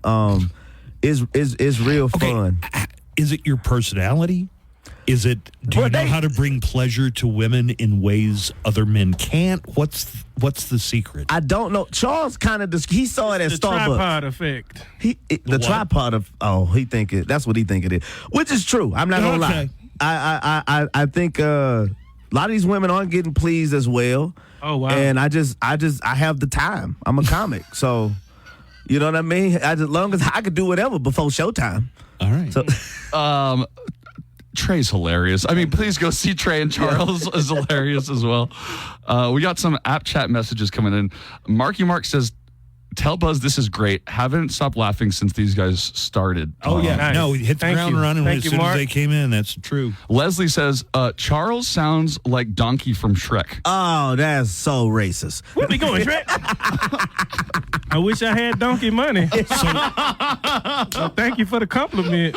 Make sure you come to the show and buy a T-shirt from the donkey. Ain't no fun when the rabbit got the gun.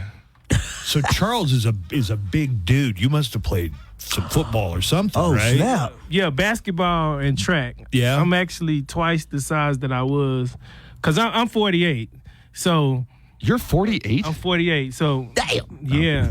Why y'all say it like that? I'm kidding. No, you don't look 48. I Oh, my God. Yeah, I know. You don't look... I thought you were younger than me. I look terrible for my age. Oh, yeah. He's at least a decade younger than you. Oh, I'm 35. Yeah. Oh, okay. Look at him. Whew. Don't say that. That's You age looking like 35. Whole Foods fruit. Nah, man. Golly. Look at that. Don't laugh at that, Joanna.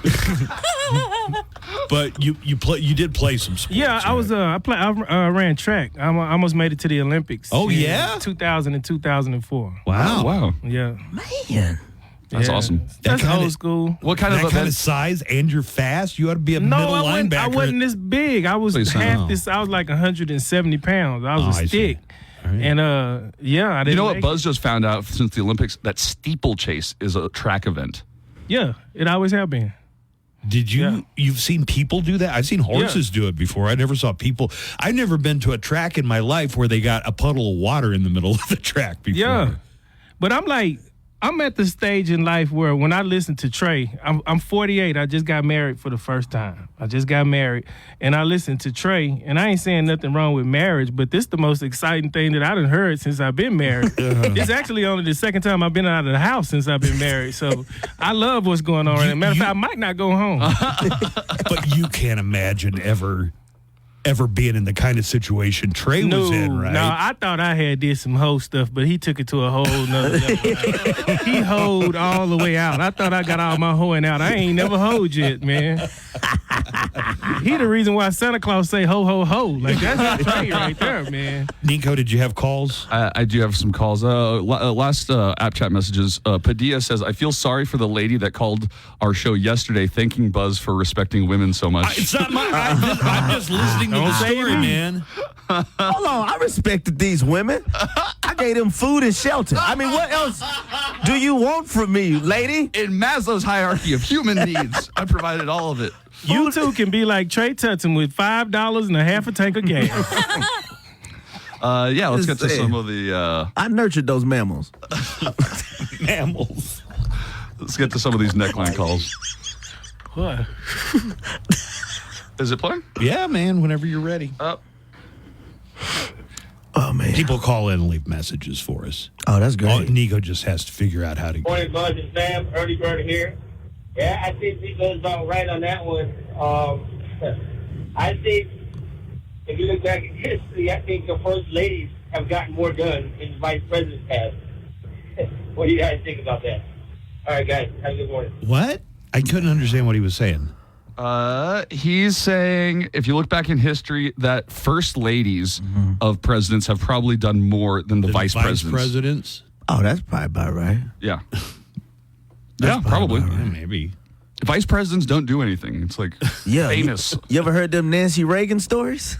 Nancy Reagan had astrologers up in the White House telling him what time to have a press conference. Yeah. Based on the stars. Yeah. Yeah. She also had a mouth on her. That's what they said, too. I don't know if you read that. When Trey says it, it sounds devious. Yeah, I know she had a certain reputation in Hollywood. No, that's what I mean. And Nancy Reagan had a mouth on her. Apparently... Yeah, listen, I don't want to speak ill of the dead. Yeah. No, Nancy could have been in my harem for sure. Oh, wow. You got another one? They'd be like, just say no. Yeah, you know what? It's hard not sitting where I normally do. So why don't you play them from you? Can you play them? Well, I don't know which ones to play. I want to see them fight. Just wait for a little bit. We try not to do it in front of guests. Yes. Yes, I would like to make a comment on your Gatorade and wine mixture. Oh, okay. In the old country, this is disgusting. We drink wine. We don't drink wine and something else with it. I think in the U.S. you call it a wine cooler, or who said it's Mad Dog 2020. 2020. This is very bad. Mixing wine with Gatorade. It's disgusting. But each to his own. C'est la vie. Bonjour. Okay. I hope you don't live close to the station. I think that was a character. Yeah, he said the old country. That gave me chills. Buzz, I got one. Here we go. All right, go ahead. Uh-oh. Hey, Buzz. You want to make the colonoscopy even weirder? And before they knock you out, tell the anesthesiologist to give you a kiss on the forehead. Buzz is getting a surgical procedure done next week. His first colonoscopy. It's not really surgery. Right. You good. Well, Charles is 48. It's the time for... Have you got that, Charles, yet? Would the doctor touch you? Mm-hmm. No. That's what I thought a colonoscopy was. I went into a new doctor. My doctor retired, so I really haven't had a doctor in a couple of years. So I go into this new doctor, and she's like, "When did you have your last colonoscopy?" I said, "About 5 years ago." That's not like when the doctor touches you; they knock you all the way under, and they put instruments, a camera. They put a camera up there. Yeah, colonoscopy. Yeah, they knock you out. So you haven't done that, have you? No, 45. Neither. Yeah, 45. Man. And they won't let you do it young. When I turned 30, I tried to go in. You wanted to do it? Yeah, because they say with black men that these things show up, and you want to try to catch it early. That's why they give you a certain age. So I was like, well, I'll go in at 30. Wow. And let's just get out of the way. Diseases are racist. Yeah, exactly. What's the age for white men? It's 45. It's 45. Everybody's 45. It's 45 for all people. So you're over regardless. But I identify as a redneck, so I saw that. Yeah, it's Crockett. Never is when you get. Well, that's exactly his thought was. I don't need to go. If I go, they might find something wrong. Well, that's the point of going. That's the point of going. Right, but they make you drink this stuff the day before, and you did that? clear out completely. No, my dad and my grandfather clean you did, out? and they talked about how They said that that's the worst part is the day before, and you just drink this Drano basically that cleans everything out. And I guess if I find out the only reason for that is because the doctor doesn't want to have to deal, it's like, I'll pay extra, man. Just don't make me fast for a day and drink Drano. So they make you drink some stuff. Laxatives. And you're not allowed to eat anything. Can't eat nothing. And you can't go drink under. anything other than water or 7-Up, I think. Like I say, I haven't done it yet. And then they put you under, and then they do. And then they snake like a roto-rooter type thing up you. Is this with a camera. doctor or you at Bill Cosby house?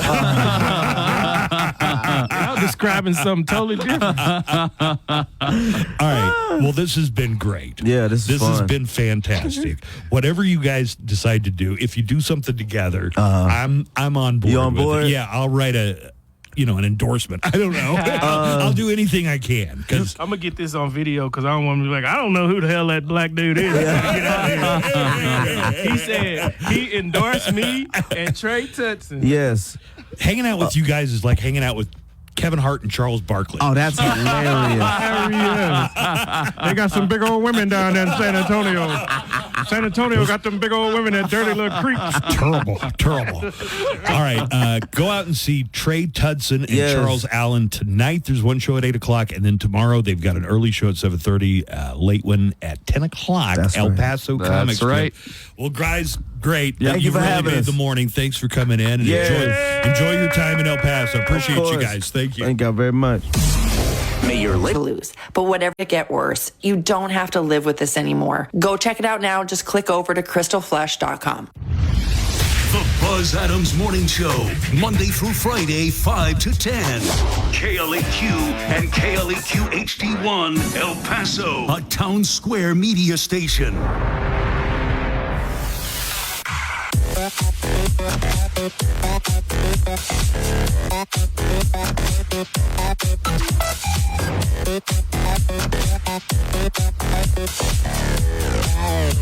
All right, into the 8 o'clock hour, we'll be repeating the ghost song of the day, letting you know what. And this is the final one for the entire month of August, but we'll let you know what the song is and what hour of the day to be listening for the ghost song of the day. Call in when you hear the ghost song of the day. Caller 13 is eligible for the grand prize, an autographed guitar signed by Tobias Forge. And you get the daily prize, which is the Ghost Concert movie soundtrack right here, right now. Guess what? We have traffic again. Let's check it out. Traffic. With Joanna Barba, only on KLAQ. Good morning, Joanna. Good morning. We're still seeing major delays this morning at I-10 East between Artcraft and Red Road due to an accident overnight. Backup extends to Trans Mountain. Traffic is being detoured to South Desert Boulevard, so you'll want to avoid the area if you can and find an alternate route if you're heading in that direction this morning. Again, that's I-10 East at Artcraft and Red Road, but traffic is being detoured to South Desert Boulevard. This is probably a good time to let you know about the weather. Golfers forecast for your Labor Day weekend brought to you by Painted Dunes Desert Golf Course. We have a flood advisory, and we could get some very heavy downfall in the afternoon, sometime afternoon, maybe 1 o'clock, 2 o'clock. They're saying there's going to be some locally heavy rainfall. The latest update, flash flood warning for northeast El Paso until 11 p.m. So just be aware of that. For the rest of the weekend, things are going to cool off nicely with the clouds and rain possibility, 90 for the high temperature today. And then for Labor Day weekend, highs in the 80s. Boy. Wow. That it seems like forever since it's been something other than triple digits. I think we've hit our monsoon season. Is that a joke? I mean, it has to be a joke, right? No. Sometimes we get heavy rainfall around this time of year, and they call it monsoon season. Yeah, end of but summer, it's not beginning of fall. But it's not literally a monsoon, is it? I think the desert, yeah. For the desert, maybe. For the desert, yeah. So it is maybe. I don't know. 87 for the high on Saturday, partly cloudy. A little chance of rain every day. Today, the heavy rain and then chances of rain, 15-20%. Saturday through Labor Day, mid-80s for high temperatures this weekend. Ooh, the southwest U.S. monsoon, sometimes called the North American monsoon, is a seasonal increase in summer rain between June 15th and September 30th. Yeah, we're right in there then. And this golfer's forecast brought to you by Painted Dunes Desert Golf Course. You can set up all your tee times and reservations online at painteddunes.com. That's painteddunes.com, or call the Pro Shop, 915-821-2122 for Painted Dunes Desert Golf Course. Morning is the news. Friday. All of it is good.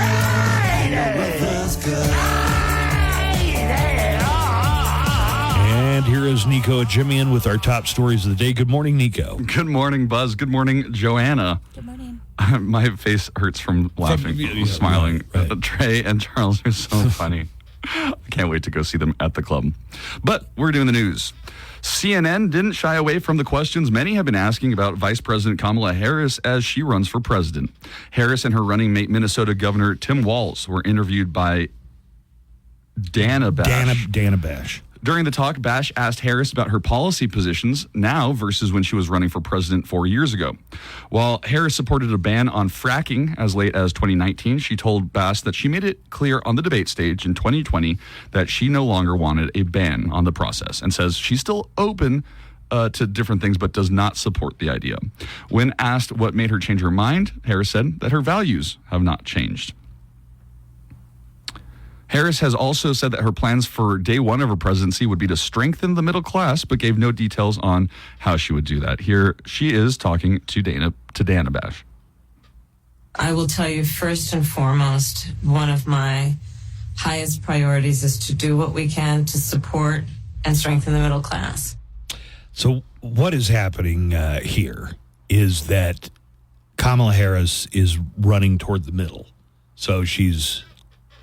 Now, I would be interested what changed her mind about fracking, because what I know about fracking is it is causing earthquakes in Texas and Oklahoma and places that didn't have earthquakes before. Well, here's a big issue. Right now, the U.S. is one of the largest oil producers in the world. And a big part of that has been because of our ability to soak up the oil. It's harder to get to, but that's because it's harder to get to the oil. It is a non-renewable resource. Right. What I'm just getting at is that I don't think as somebody running towards the middle, she wants to give any indication that she would be jeopardizing the U.S.'s prominence in oil production. Yeah, I guess so. Or our energy independence. Well, she also said she was open to having a Republican on her cabinet. That would drive, you know what would drive Trump crazy? First of all, he would be beside himself if he loses the election. He'll never admit that he lost anyway. But if the Secretary of State is Liz Cheney. It's not going to be a MAGA Republican. It's going to be one of these Republicans like me, exiles from the party. Adam Kinzinger, maybe, somebody like this. She said, I've got 68 days to go with the election. I'm not going to be putting the cart before the horse. So I guess she's hedging a little bit. She said she was unequivocal and unwavering in her commitment to Israel's defense. And when she had any doubts about how she's, or regrets about how she's handled the situation regarding President Joe Biden's ability to run for another term, Harris said, no, not at all. Not at all. Here she is talking about why she may not have achieved all of her policy goals as vice president. Well, first of all, we had to recover as an economy, and we have done that. I'm very proud of the work that we have done that has brought inflation down to less than 3%. The work that we have done to cap the cost of insulin at $35 a month for seniors. Here she is talking about how immigration measures take time, but especially since there was a blocked bipartisan bill that Trump had something to do with. A bill was crafted, which we supported, which I support, and Donald Trump got word of this bill that would have contributed to securing our border, and because he believes that it would not have helped him politically, he told his folks in Congress, don't put it forward. He killed the bill. And when asked about Trump's derogatory remarks regarding her race and the remarks about BJ's in the office, she had this to say. He suggested that you happened to turn black recently for political purposes, questioning a core part of your identity. Yeah. And he's same old tired playbook. Next question, please. Yeah, so while Harris is running toward the middle and softening some of her previous positions to be more in line with the middle, Trump is going extreme. I mean, he's now posting crude sexual or retruthing, I guess you would say. And I think the more she ignores him like that, he wants to get a response. I think it's even going to get crazier between now and November 5th from his side. So he's running to the extreme edges. The only people cheering him on are the people that are already going to vote for him. I don't know, man. It's a real interesting political season this year. It's crazy. Unlike any election year that I've experienced. Well, I don't know. 2016 and 20 were pretty crazy too, but we do live at interesting times. What does Joanna like to call it? What the worst possible? We're in the darkest timeline. Yeah. Well, everything's said to be bigger in Texas, and that apparently includes the fight over guns. Texas Attorney General Ken Paxton filed a lawsuit yesterday against the State Fair of Texas, trying to block the fair's ban on carrying firearms at the fair this year. The ban comes in response to a shooting at last year's fair, but Paxton is calling the ban an illegal restriction on gun owners' rights. If you've ever been to the Texas State Fair, the fairgrounds are kind of like right in one of the high crime areas of town. Well, this is actually going to be interesting because is that land public land or is it private land? Because it's a private event, technically. And the fair. And organizers are saying they have the right to determine whether you are able to have a firearm. And I didn't know you could. I've been to, a dozen or more Texas State Fairs. I've never seen a firearm. They're probably concealed, I guess, right? Their reasoning is that other similar events also restrict guns. So they're saying we're not out of line. You can't take a gun to a football game. Nope. Or not high school, college, or pros. Or music festivals. I mean, unless you have some enhanced, you're an off-duty police officer or something like that. But as far as regular citizen, you can't go to a minor game with a gun. That's what all the metal detectors are for. Well, the fair reopens in September and will last for almost a month. They say thousands of people go through there, hundreds of thousands. Let's go Sooners! Oh my God. Oh, that's where they have the Oklahoma versus Texas game, right? Yeah, it's the Cotton Bowl, man. It's been a busy week in space news, and Jeff Bezos has something to contribute. His Blue Origin lifted off yesterday for its 8th crewed suborbital spaceflight. The crew had about 3 minutes of weightlessness and incredible views of the Earth below. Aboard were philanthropist Nicolina Elric, Eugene Grin, Vanderbilt University cardiologist Elman Jagnagir, entrepreneur Ephraim Robin, and UNC senior Carson Kitchen. Did they have to shell out for that? Were they all rich enough to pay, I don't know, whatever it's going to be, $1 million probably. I don't know if they had to. Well, the entire flight from liftoff to touchdown lasted just over 10 minutes. I wouldn't feel like I got enough out of that. If I just went up to the edge of space for a couple seconds and then came back down. It depends on what the price tag is. Will you get to experience zero gravity? Would be a big deal. 3 minutes. For 3 minutes, you're going to have zero gravity, but you're going to see the curvature of the Earth. Okay. All right. I would rather be one of those astronauts that are stuck in space. You're supposed to go up for one day and then you get a whole trip. You would want to be? Well, if I'm going to pay $1 million, yeah, I'm going to get my money's worth. Leave me in space for as long as possible. I'm claustrophobic. I wouldn't do well at all. Hey, I got some some college football to talk real quick. The Miners are going to be playing tomorrow, start game time 1 o'clock, and you can hear that game on KLAQ. The Miners regular season, we're going to have the first 3 or 4 games because of conflicts with Chihuahuas baseball, but we're going to have the Miners on in Lincoln against Nebraska tomorrow starting at 1 o'clock. Let's look at some interesting matchups, okay? All right. Usually in week 1, you've got your football powerhouses playing what I call a sacrificial lamb. You know, it's like number 1 through 5 teams are taking on. Is Steve coming in today? Yeah, probably Steve will be coming in. But number 23, USC, is going to be taking on LSU Sunday.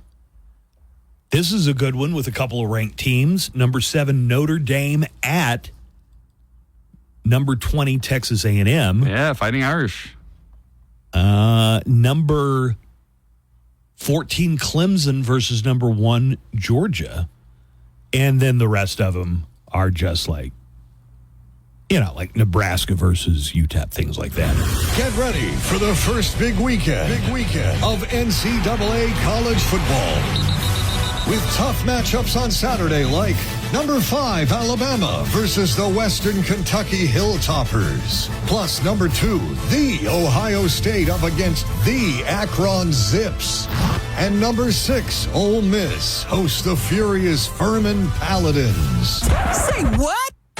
This weekend, you can bet on exciting football, but ask yourself one question. Will they cover the spread? Check local listings. The show will be right back after these commercials. Side effects include happiness, laughter, having a great time. You're in good hands. Every state, based on the national average annual savings for new home insurance customers surveyed in 2023 who switched to Allstate and reported savings. Savings vary. Oh, we're back. Buzz is back. Hey, right on, Buzz. Buzz in the morning show. 95.5 The Q. I am awake. Hey, it's Friday. A 3-day weekend. 3-day weekend. Labor Day weekend is here. Labor Day weekend. There's bound to be traffic, because it's Labor Day weekend and everything. Labor Day is Labor Day. Labor Day weekend. Grilling? I'm just waiting for a hot dog. Summer is officially over. We're going to take a little family vacation of our own. Happy Labor Day. It's showtime. Morning, Mo Show. It's Mo. Hello, Buzz. Hello, Mr. Nico and Joanna. And go Miners, baby. Yeah, beat them Huskers this weekend. All right. Go Mo Show. Woo. Okay, bye. Thank you, Mo. UTEP Miners at University of Nebraska. And that game will be heard exclusively on KLAQ. Starting at 1 o'clock, that game. So check it out. If you're ready to resume news, let's go ahead and do it. What else is happening? Well, Richard Simmons' official cause of death has been released. Fitness guru Richard Simmons died from blunt traumatic injuries that he suffered during earlier falls. That's according. Wasn't there a whole thing where people thought he was being abused by his caretakers? I remember hearing that. So I guess he had fallen previously, and just the accumulation of all the falls is the reason that he died. That's according to the Los Angeles Medical Examiner. The official report released to the public yesterday confirms what the Simmons family told People magazine last week. The 76-year-old was found unresponsive by his housekeeper back in July, and he suffered a fall 2 days earlier, spent the following day in bed. Heart disease was listed as a contributing factor. Over the past decade, Simmons kept in touch with some reporters and fans by phone or email. However, he was rarely seen in person as rumors about his health spread. Mm-hmm. Ooh. In his heyday with Jazzercise and Sweatin' to the Oldies, he was on TV as much as any other person in the 1980s. I think he was on TV as much as Reagan. Like late night television show hosts loved him. Letterman. He always made Conan. These super memorable appearances on Letterman. Because he was just a character, I think. And I guess for some reason, Pauly Shore is still determined that he's going to star in a biopic about Richard Simmons, even though he never got the blessing of Richard Simmons or his family. But I guess something he really wants to do. I'd say make son-in-law, too. The Justice Department is slamming the FBI for still failing to properly investigate some suspected child abuse cases and not reporting allegations to state agencies in nearly half of them. The new DOJ report highlighted continuing errors even after the conviction of former USA Gymnastics physician Larry Nassar 3 years ago. Nassar abused more than 100 athletes, including Olympic champion Simone Biles. After hearings on the botched Nassar investigation, the FBI promised it would make reforms. However, it doesn't seem like it. The Senate plans to hold a hearing on the new report very soon. No thoughts on that one? Okay. Of all the crimes I think you would want to go after and that the public would want you to go after, crimes against children. Absolutely. Right? Yeah, absolutely. Well, the United States Postal Service says it's preparing to ensure a timely delivery of mail-in ballots for the upcoming election.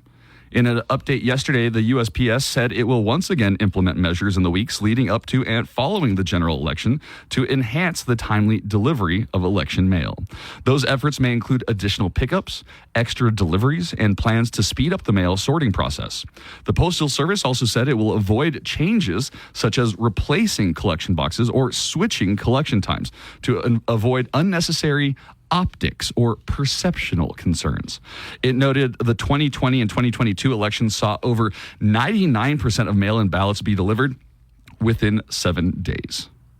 Donald Trump is going to make some hay out of that. I don't know exactly what he's going to claim, but it'll be something. Even if he wins, it's not enough to win. He's got to claim that he won every state. But if he loses, who knows? Mail in. Well, it's going to be Labor Day, and millions of Americans are planning one last summer getaway this weekend. So domestic travel is up 9% from last year, with San Francisco, New York, Boston, Denver, and Chicago among the top destinations. International travel to cities like Paris, Rome, Barcelona, and Dublin is also popular. I'm sorry, what was that city in Spain? Barcelona. Barcelona. Also, although down 4% from last year, over the weekend, the TSA plans to check a record-breaking 17 million travelers. So be prepared for lines this weekend. God, I would not want to be traveling. Fans of Shohei Ohtani are going wild about a limited edition bobblehead of the Dodgers superstar.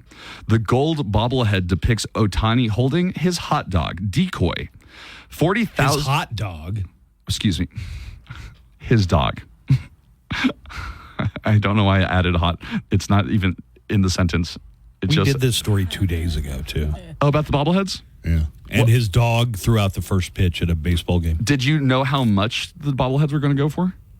Did we report on that?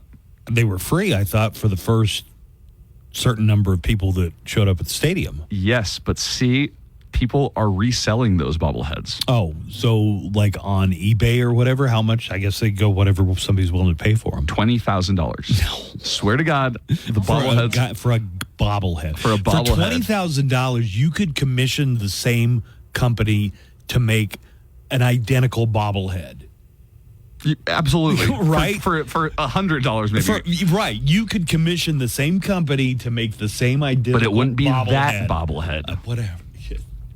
A truck crash in Santa Maria, California that caused red peppers to be spilled all over the road has ended up becoming even worse. The truck hit a road sign and there was a ton of beehives on the sign. The bees flew everywhere and a beekeeper had to come collect the hive and insects. What? This was a truck that crashed and it had peppers on it. Have you seen the pictures? No. But it's peppers and it crashed into a sign that was full of bees? Yes. Nothing seems to be going right for this person. In El Paso news, an infamous El Paso strip club is aiming to reopen. Naked Harem? Oh my God. Well, that was a brothel. That wasn't a strip club. You said infamous. Jaguars? Jaguars. Jags. The city of El Paso announced that it is actively pursuing legal action against the owners of Jaguar Strip Club, RCI Holdings, for what it calls ongoing violations of the city's sexually oriented business ordinance. Yeah, but they've been shut down for a couple years now, right? Like a year, right? Well, they've been closed for a while. The city's concerns have intensified as RCI Holdings has publicly announced it is soon opening its new business called Chicas Locas in the same building that Jaguars operated in. They should call it Chicas Toxicas. Jaguars, a.k.a. Chicas Locas, made the announcement on Facebook, writing, "Follow our official page for all the juicy details of our grand opening." Did you know that that's a chain, Jaguars? I don't know about a chain, Well, but they have one right on the interstate going through Abilene. Is it a strip club? Yeah, it's a strip club, and it has the same font on the sign, and it's called Jaguars as well. This RCI Holdings company must be huge then. That may be the only other one as far as I know, though. Well, yesterday, a huge operation by El Paso Police, the FBI, and the U.S. Attorney General rounded up 21 gang members. In El Paso? In El Paso. In a news conference. Did Iggy call you to post bail? Iggy, we love you. I don't know why Buzz would make such a hurtful comment. Right, that was a very hurtful comment. What a hurtful. Iggy is 100% reformed. He's catching strays. I mean, he's not even on right now. Right, yeah. But he is going to be on the show tonight at Scenic. He will be. Okay. In a news conference Thursday, U.S. Attorney General for the Western District of Texas, Jaime Esparza, said 21 people with connections to the Chuco Tango gang were arrested in a roundup spanning all of El Paso. Officials said the arrested individuals are suspected of serious drug and firearm offenses. They are charged with possession and intent to distribute cocaine, methamphetamine, and fentanyl. The investigation was led by the DEA, FBI, and ATF, and it started last year in November. After the arrest, FBI officials said they were processed, guess where? Not at the jail, because there were so many of them. The El Paso County Coliseum. They processed them at the County Coliseum. Yes. While 21 were arrested, police say 4 fugitives remain at large. They are Jonathan Blanco, Jessica Rodarte, Carlos Flores, and Adriel Belmont. Officials said some of the defendants in the operation were indicted both in federal court and state court. Quote, regarding the charges of those that were apprehended today, several were charged with felony firearm possession. If convicted, they could face up to 20 years in prison or 5 to 40 years in prison. You know, thank God. They're doing the job. Awesome. And 2 heavyweights in the competitive eating world have agreed to the rules of next week's hot dog eating contest. Mondays. I mean, you say next week, it sounds like it's a week away. It's Labor Day. It's literally the definition of next week. Okay, fine, but it's Monday. It's Monday. 2 heavyweights in the competitive eating world have agreed to the rules of the hot dog eating contest. Hosted by Netflix at the Luxor Hotel and Casino in Las Vegas, Joey Chestnut and Takeru Kobayashi will face off to see who can eat the most hot dogs, in 10 minutes. Notably, the competitors won't be allowed to dunk the dogs in water. That's the Kobayashi maneuver. Will not be allowed to do that. Or they won't be allowed to separate the meat from the bun and eat them separately. See, that is like Kobayashi came up with the dunking the bread in water. Right. So it kind of dissolves it. And then everybody copied him. I don't think Chestnut did. Like if you separated the wiener from the bun, you could just let it slide down, that wiener slide down your throat. Pardon me? Like the way that the wiener looks, it would just slide right. Like you could just swallow the wiener. You might be able to. No, I have a gag reflex. Well, if you're competitive, you must have not trained. Just put them down there, like train that gag reflex. Yeah, I think you would probably choke on that. Depending on how big the wiener in question is. That's what they're doing already. Oh, she's on the phone. I was going to say, are you going to jump into this? It's getting really stupid. It's not. I'm saying that you could You're talking about. Okay, go ahead. But the wiener belongs between two buns, right? It does belong, in my preference. Yeah, it does. Right. With no condom. It's condiments. Yeah. Okay. Anyways, I think this is going to be fun. Let's end on that. Okay. Yeah, that's it. That's all I had. This is Monday. So the backstory is both of these eating competitors. And by the way, can you imagine anything more offensive to like a starving person in Ethiopia than to find out that in America they have contests to see who can eat the most hot dogs, not because they're hungry, but because they have so much food. That's insane. Isn't that just nuts? Sorry, side note, I just saw the messages that just came in. Apparently, Odessa has a Jaguars as well.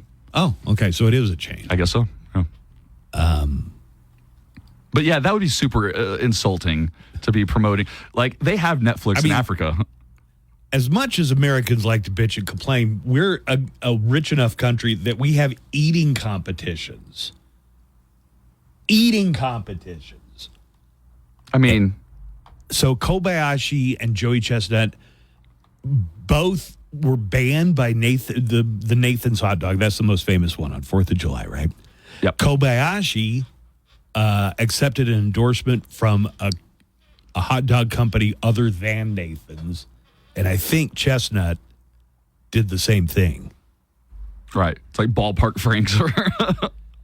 But this is going to be Hebrew like National. the Kentucky Derby all day long. They're going to make a special out of this. It's going to be on Netflix exclusively.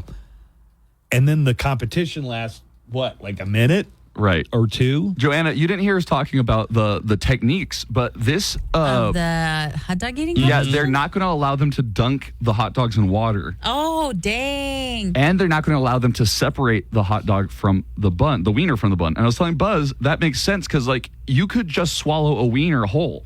That's true, yeah. You might be able to. No, Some people might not be able if you to, practice. but with enough practice, Yeah. you can. That's not how your your gullet works. It's not how the gullet works. That's right. Really. How does the gullet Well, work? these people have like super gullets. So. How does the gullet work? You can't just like drop wieners Like a like pelican. multiple. Maybe somebody could. Like, With enough practice, you can. You could double, they triple gotta that. get something like 40 wieners down their throat. Your throat's going to fill up with wieners. It's too many wieners. That's so funny. Wiener, such a funny word. All right. So here's the trailer for Chestnut versus Kobayashi Unfinished Beef. To be the greatest, it takes hunger. You understand. On September 2nd, watch the greatest competitive eaters go head-to-head for the first time in 15 years. In a rematch where winner takes all. Chestnut versus Kobayashi, Unfinished Beef. Live only on Netflix. This is going to be Labor Day at 1 p.m. El Paso time. And it's going to be coming to us live from the HyperX Arena at the Luxor in Las Vegas. We just got a message on the neckline about our hot dog. Well, I've never been so insulted in my entire Christian life as to listen with my two teenagers, taking them to Franklin High School, to some idiotic conversation about pornography, about an institution as American as apple pie, and that's the hot dog eating contest, and you two of you turned it in something nasty. So hard. Turned it into a disgusting juvenile. No, I can't go on. We'll see who can get the most wieners down their throat. No Labor Day. No condom. No condom. Chestnut mints. Joey Chestnut. Kobayashi. Kobayashi pushing it in. Get ready for dog snog and wiener stuff and bun gulping action. Most amazing competitive eating contest I have ever seen. It's unfinished beef. You saw Kobayashi. Did you see him at all? Did you make eye contact? And what were your thoughts? Absolutely not. If you're the real man, you'd be on the stage. Labor Day. This Labor Day weekend, get to a sale. An Edge high mileage and rollback at Walmart. Claim based on sequence dyne test under high-load conditions versus API SP test limits. Attention station employees. Labor Day is coming up. An appropriate name since you guys will all be working. Thank you. The Buzz Adams Morning Show is back.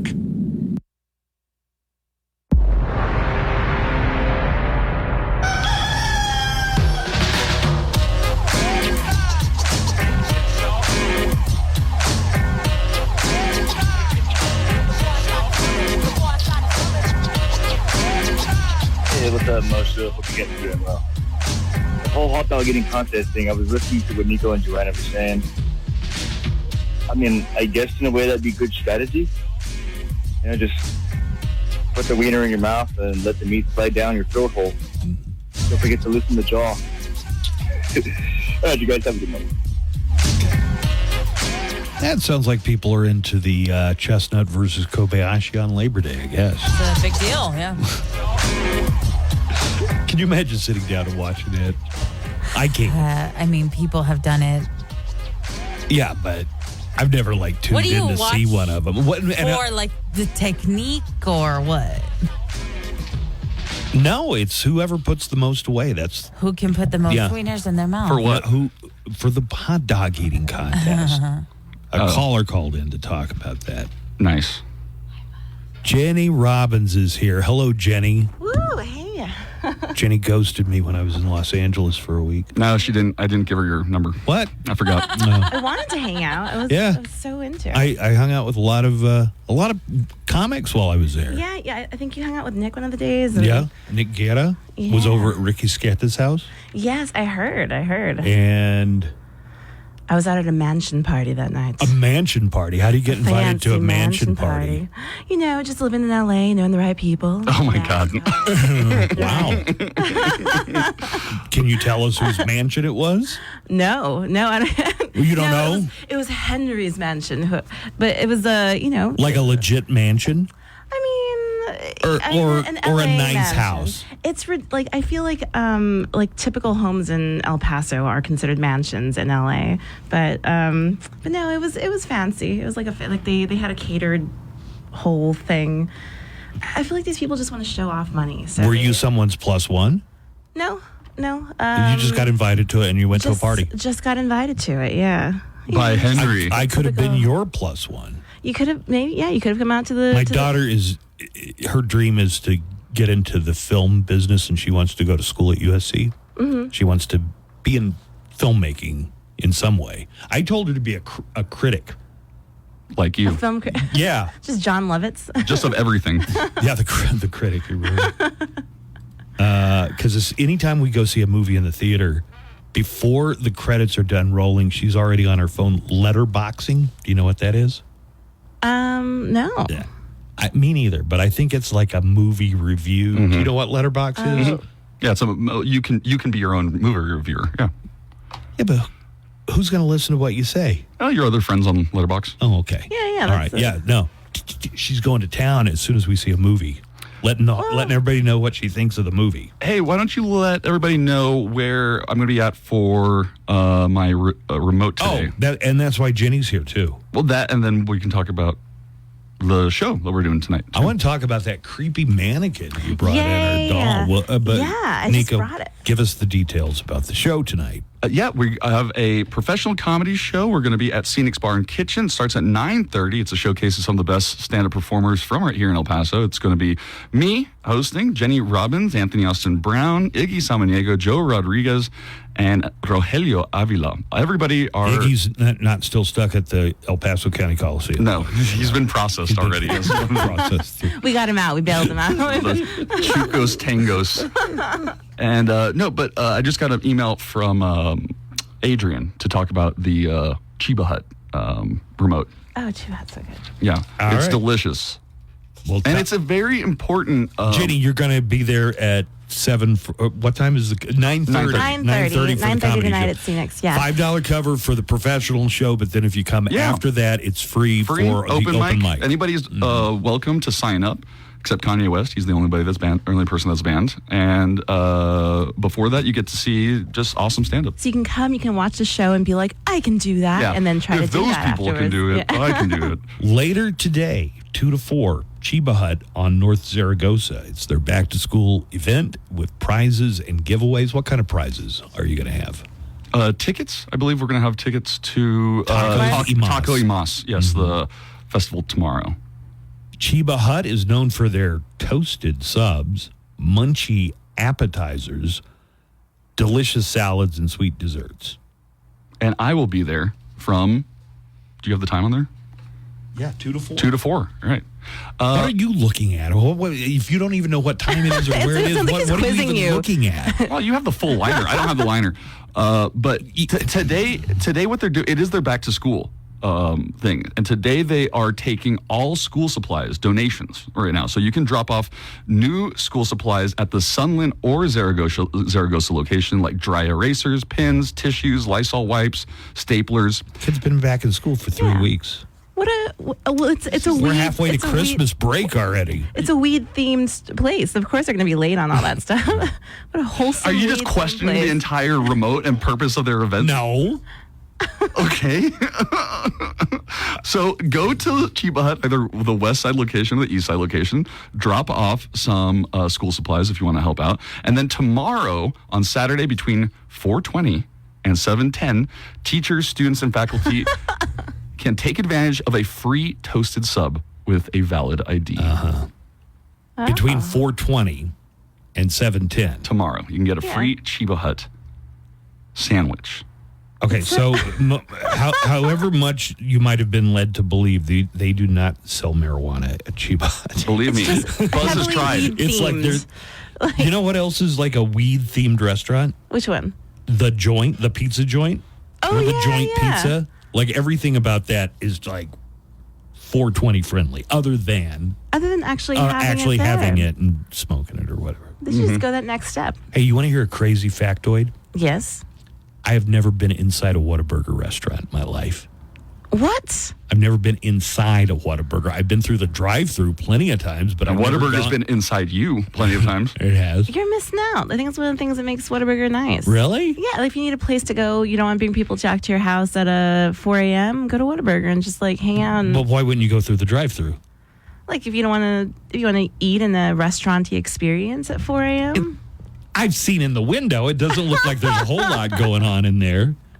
It's the after party. That's where everybody goes for the after party. Okay. Yeah, and instead of eating in your car or like in somebody's house. What's with this creepy doll? What are you trying to Annabelle us here? No, I have it. I'm getting ready for Halloween. I want to turn it into a purse. So it's a replica of the Poltergeist clown. Oh, yeah, I see that now. I want to turn it into a backpack. Let's see if it becomes something. Are you crafty like that? I'm kind of I love Halloween. I'm going to go to Halloween Horror Nights Joanna. in Universal. Halloween Horror Nights? Horror Nights, my bad. dummy. A Jaguar's Halloween Horror Nights. Joanna. Yes. You love Halloween. I do. Jenny loves Halloween. Oh my God. That is terrifying. It's scary. Are you scared of clowns, Joanna? I'm not scared of them. I don't like They're them. just creepy, okay? Well, that one is creepy. Yeah. I'm dressing up as a nod to. Did you make that or buy that? So I bought the doll, but I want to try to turn it into a backpack purse. Like just kind of strangling the neck with the arms, you know? Do you know how to Have sew? you attempted to open the inside? You'd wear it to like mansion parties. Mansion parties. No, I'm it's going a to Halloween conversation starter, okay? I did go to a fancy mansion party for Halloween last year too. God. I went to MG, and then for 420 last year, I went to MGK's birthday party. Did you meet MGK? I did, yeah. Who the hell's MGK? Machine Gun Kelly. What? Rapper dating Megan Fox. Was Megan Fox there? She was not, but a giant poster of her was. Oh, okay. Was MJ What's it? MGK, Machine Gun Kelly. Yeah. Yeah, Was he was there? there. The party ended in him shooting a flamethrower at a police helicopter. Yeah. Was he nice? He was very nice. Yeah, he was Do you nice. get Was Tommy Lee from Motley Crue there? No, Just those because he are played different him in the times. movie? I guess they're buddies. Yeah, So, he played. do you in ever the get movie, sad that's right. after going to all these mansion parties and then going back to your little room at your like I'll go and like house? have like a whole extravagant like evening and then go like eat ramen the next day, just like So we were staying in a B&B. I prefer hotel. I'll be honest with you. It depends on the Airbnb that you get. It was in East Hollywood. So gay. Kind of no, West Hollywood's gay. East Hollywood is homeless and transient. But right off of Hollywood Boulevard, they have all these houses that were single family residences at one time, and they've broken them all up into Airbnbs. So it's like a house with 16 different Airbnbs. And I guess my daughter's mom went for the cheapest one, and I could not stand all the way up in this Airbnb. Yeah, she did. I'm taller than the ceiling in this place. You're such a giant of a man. Well, no wonder you didn't like it. You had a bad Airbnb experience. Hey, we got a neckline call. Somebody asking about Jenny. Okay. Oh, yes, tell me. I have a mansion. Would you like to come to my party? Good morning show. Great Friday, 3-day weekend. Hey. I'm calling in because I have a question.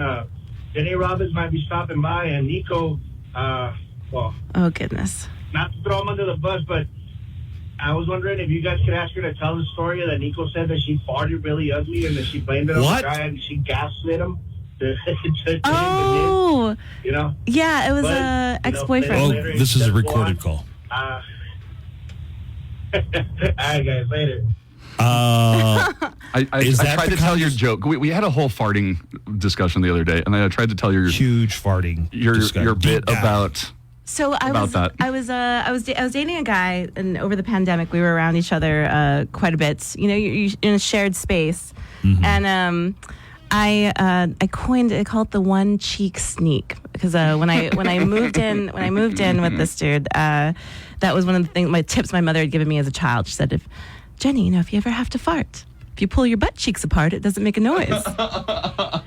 Is that true? It is. You got to give it a go, man. Yeah, try it out. You got to do the one cheek sneak, man. It sounds like a sneak cheek. You lift up one cheek, and then you get a nice little. She's actually practicing right now. Just a. On his lap, you can see. You know what? Yeah. Nice life hack. Yeah, but here's the thing. So because you can walk away from the. And no one ever knows what happened. But there was one time that I let out my and it was silent, but it was also deadly. Yep, there we go. And so dude walks into the room. And we had this moment because I knew it too. You know when you know that you let out one, it was like a sewer line in the bedroom. Dude walks in was it rotten egg salad? It was I don't know. I think it was held in farts. It was like when you're holding in the farts for the relationship, and then it was more like a Havarti. And it all happened. So he walks in and you can see where it hit him like a wall. Like it just right there. Like he hit a force field. And then we had that standoff, like that stare into each other's eyes of like, are you going to say something? Are we going to ignore this? Can we ignore this? And then it was so bad. He starts apologizing. He starts, I'm so sorry. Excuse me. I'm sorry. It was so bad that he just that couldn't come from a woman. Yes, that he has to come assumed from me. that it must have come from him because it was so if you bad. farted or not. Maybe he did fart at the same time. I think he had gone to the restroom before that, so he thought that maybe it was like. It wafted into the room. Yes. Don't go in there. That bathroom is closed to the public. It took like a good 5 minutes before it occurred to him, like, wait a second, that wasn't me. So after that, You probably got beeped on that one. I can't say that. I think so. Nothing with a word and then hole afterwards. Oh, okay, all right. So the exits, the wind exits was the windsock. The tailpipe. Flapping in the winds, just the many winds. You enjoying this, Joanna? Yeah, but we got a break. Yeah. Listen, guys, I got IBS. It's This is a serious discussion about healthcare. Okay. 12 million Americans have irritable bowel syndrome. Right. It's not unusual. It's our food. It's the American diet. Okay. Let's take a break. Banana in the tailpipe. And we'll come back more with Jenny Robbins and her creepy marionette. On the way, you could check out Jenny along with Anthony Austin Brown, Iggy Samaniego, Nico and Jimmy, and the funniest of the whole Phoenix. And that starts at 9:30. It does. And there is a $5 cover for the professional comic show. $5 cover. Doors open at 8:30, which means that's when I'm going to start asking for the $5. Steal, I tell you. It's a steal. Hey, it's Chuck, and tonight on Loudwire Nights, do not miss the pit. Understanding your knee pain at thehospitalsofprovidence.com. The Buzz Adams Morning Show, Monday through Friday, 5 to 10. KLAQ and KLAQ HD1, El Paso, a town square media station.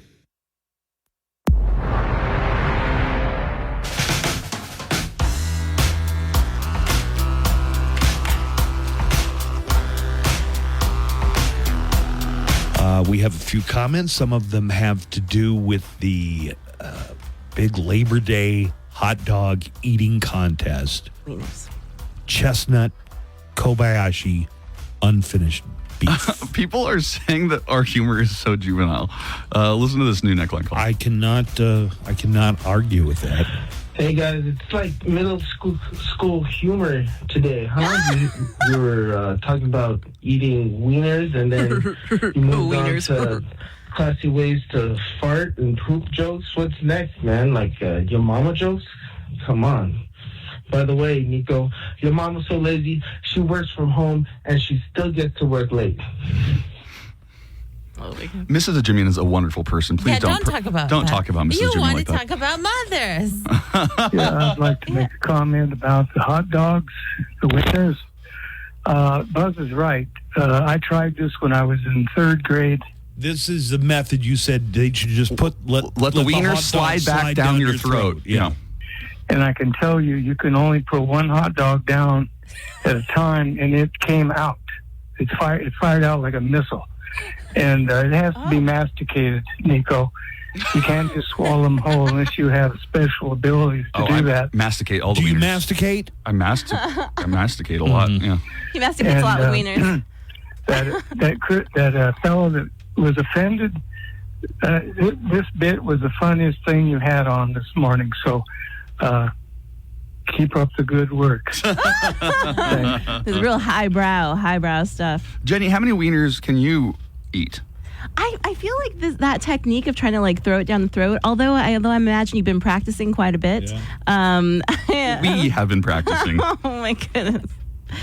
And do you really need to? Isn't that meat already ground up anyway? It's like putting blended meat already. Yeah. ground. Oh yeah. That's a good point. It's just like ground up meat inside a casing. Yeah, it's like half also digested made of anyway. meat, I guess. Yeah. I just can't imagine watching this. The hot dog eating contest. Do you watch the annual Nathan's ones? No. Oh. No. Didn't that guy like lose the sponsorship because he went for like a vegan hot dog company? That's Kobayashi, I believe. Okay. And then Joey also also was signed banned. a deal with a different hot dog company. Like Hebrew Nathan's are National or something? This is our thing, man. You can't be our champion if you eat other hot dogs. Unfinished beef. Feel the heat of the meat. Hey, so they're going to have a big Kobayashi and that other guy, Chestnut. You know who should be the master of the ceremonies, right? Haktua Girl. You'd have Haktua Girl, and maybe they can compare notes. You know, they have a similar set of skills. Maybe she could show them a thing or two. I'm sorry, Jenny. What was your reaction? I'm so tired of that. I was tired of that girl That a long time Haktua ago. girl. Or just the meat. I remember there was like a while that like every every day I saw something about her out in L.A. No, it was just like on social media. There was always just like every day somebody, and there was always some dude like, check this out, like, and I was like, it was too much. Oh. Too much. I love her little accent, her little Tennessee, like, hey y'all. I think guys just got excited over that. What's up, Moshe? Hope you guys are doing well. The whole hot dog eating contest thing, I was listening to what Nico and Joanna were saying. Oh, we already played this one. I think we played that one already. I just my man, you have got to start following your radio instincts. You've been on the air for over 30 years on those instincts. Over. The more you listen to your little comedic voice sitting next to you, the more it's going to take you down the road of like the segment that you had at the end of the 7 o'clock hour. Dude, what was that? I think he's talking about Trey Tudson and Charles Allen, the two comics who were here. Thruple situation. Yeah. Wait, I don't know. He said that this guy left like 6 messages, okay, about the same thing. That it was just like, I mean, he didn't say it this way, but like it's low-hanging fruit. What? Trey talking about his thruple situation. You think that's what he's referring to? Yeah. I think so. At the end of the 7 o'clock hour? That was them. That was them, yeah. I don't know. I thought they were really funny. They're hilarious. I think a lot of people enjoyed that segment. God, why is everybody telling me how to do my job all of a sudden? That guy was real passionate about it, too. What's that about? Hey, people are asking about the dining deal today and the ghost song of the day. Oh, crud. Ghost song? The ghost song of the day I should have replayed in the 8 o'clock hour. Dining deal. Let's start with Don't tell me how to do my job. Well, Johanna can tell me how to do it. She's my producer. Johanna can tell me how to do my job. Well, we already did the ghost song of the day today. Well, we it's only in play the 7 and the 8 when we tell it. We didn't do it in the 8. We didn't do it in the 8. Yes, we did. No. We did it when Trey and Charles were here. In the My 7 notes o'clock. say otherwise. You say we replayed the ghost song of the day. Let's just do it again. All right? Because I'm not sure. I believe Joanna's notes more than us, so maybe. Just get that ready. I'll tell you about the dining deal. So in less than an hour at 10 o'clock this morning, it's another one of our dining deals. You can get a $50 food certificate, which can also be used for games. You only pay $25 for the $50 certificate. I don't know if you're allowed to get more than one this time. Yeah, we'll have to check with Steve on this one. And it's Oasis Lanes at 1660 North Zaragoza. Now, that's a bowling alley, but they also have a kitchen and a brick oven, and they make this brick oven pizza. And they brought some of it this week. It was good. Also, a full bar, craft beers, spirits, and your favorite cocktails. The $50 certificate, only $25 you pay at 10 o'clock, so about 45 minutes from now. And you do that by going to KLAQ.com. You can click Dining Deals on the must-read bar or on the KLAQ mobile app, Dining Deals. So go and do that. So Jenny, you're just in for I just made a stop by. I was in Atlanta, Georgia, a couple days ago. I had a comedy film festival, which, by the way, the film that I had that was at this the Georgia Comedy Film Festival won the whole festival. Oh, just awesome. a little. Were you in it? Yeah. Of course. Yeah. Were you a lead? Yes. Yeah. It Oh, was awesome. Yeah, it was a short film we submitted, and then Who'd you go with? a buddy of mine from one of my acting classes decided to make a short film and threw me cool. in. We knew I had good comedic timing, put me in, and we took that festival home. Awesome. Do you ever watch the show Barry? Because it's all about Yes. acting class. Barry is. Can you relate to Barry? Is insanely relatable. Like they did such a good job of all the weird kooky people in those acting classes. How great is Henry Winkler? Henry Winkler's great. Yeah. Henry playing the And Bill Hader. over the top acting coach. And Bill Hader, of course, always. Everything but the best Bill guy Hader is that touches. Russian guy, No-Ho Hank. No-Ho Honk. No, yeah, that guy revived his whole career, or like made a whole career out of that character. Like he had so much notoriety from him. But Yeah, Barry's great. Okay. Barry was great. But yeah, I was in Atlanta, and so I decided just to stop by for a couple of days on my way back. So, El Paso's on the way back to LA. I'm flying, but I fly too much, Buzz. I fly too much. You don't like driving? I don't like driving. But I've got flying down to a science now. I can tell you everything about Southwest, how to get around. Oh, you know I what? make little habitats in my little cubby habitats in my space. This is a big travel weekend, It is a big travel weekend. So give me some of your lessons in traveling, air travel. So Southwest, way to go, in my opinion. And they also do this like same day standby thing. So you can buy the cheapest flight that day, and you can change it day of. Southwest needs to pay me for this, but I my favorite or kill you. This is what I do. So you don't have assigned seats. So I go in. First thing I do is I ask if it's a full flight. If I know it's not a full flight, I go try to find a seat in the back. I take up the whole row, and I'll make a little flying couch back there. It seems like I haven't been on a flight that wasn't 100% full in 20 years. Oh no, I picked the good ones. I picked some good ones, and even if I don't, then I get the window seat. I take my iPad. I use the flap of my iPad. I smash it in between the tray hole and the chair. Make a little TV in the Very corner. detailed. Yeah, I have little cozy socks. You should say I have a little hood over. It's a whole little Jenny habitat in the plane. Well, can I tell you what my Southwest move used to be? The row over the wing. So the exit row. There's in only the middle of the 4 plane. of those seats, though. I know, but if you can get one of them, you got all kinds of extra leg room. Yeah, if you got long legs, that's the way to go. You would have to be the first one to get in the plane. I used to be able to do it. I don't. Yeah, I probably haven't flown in a couple of years.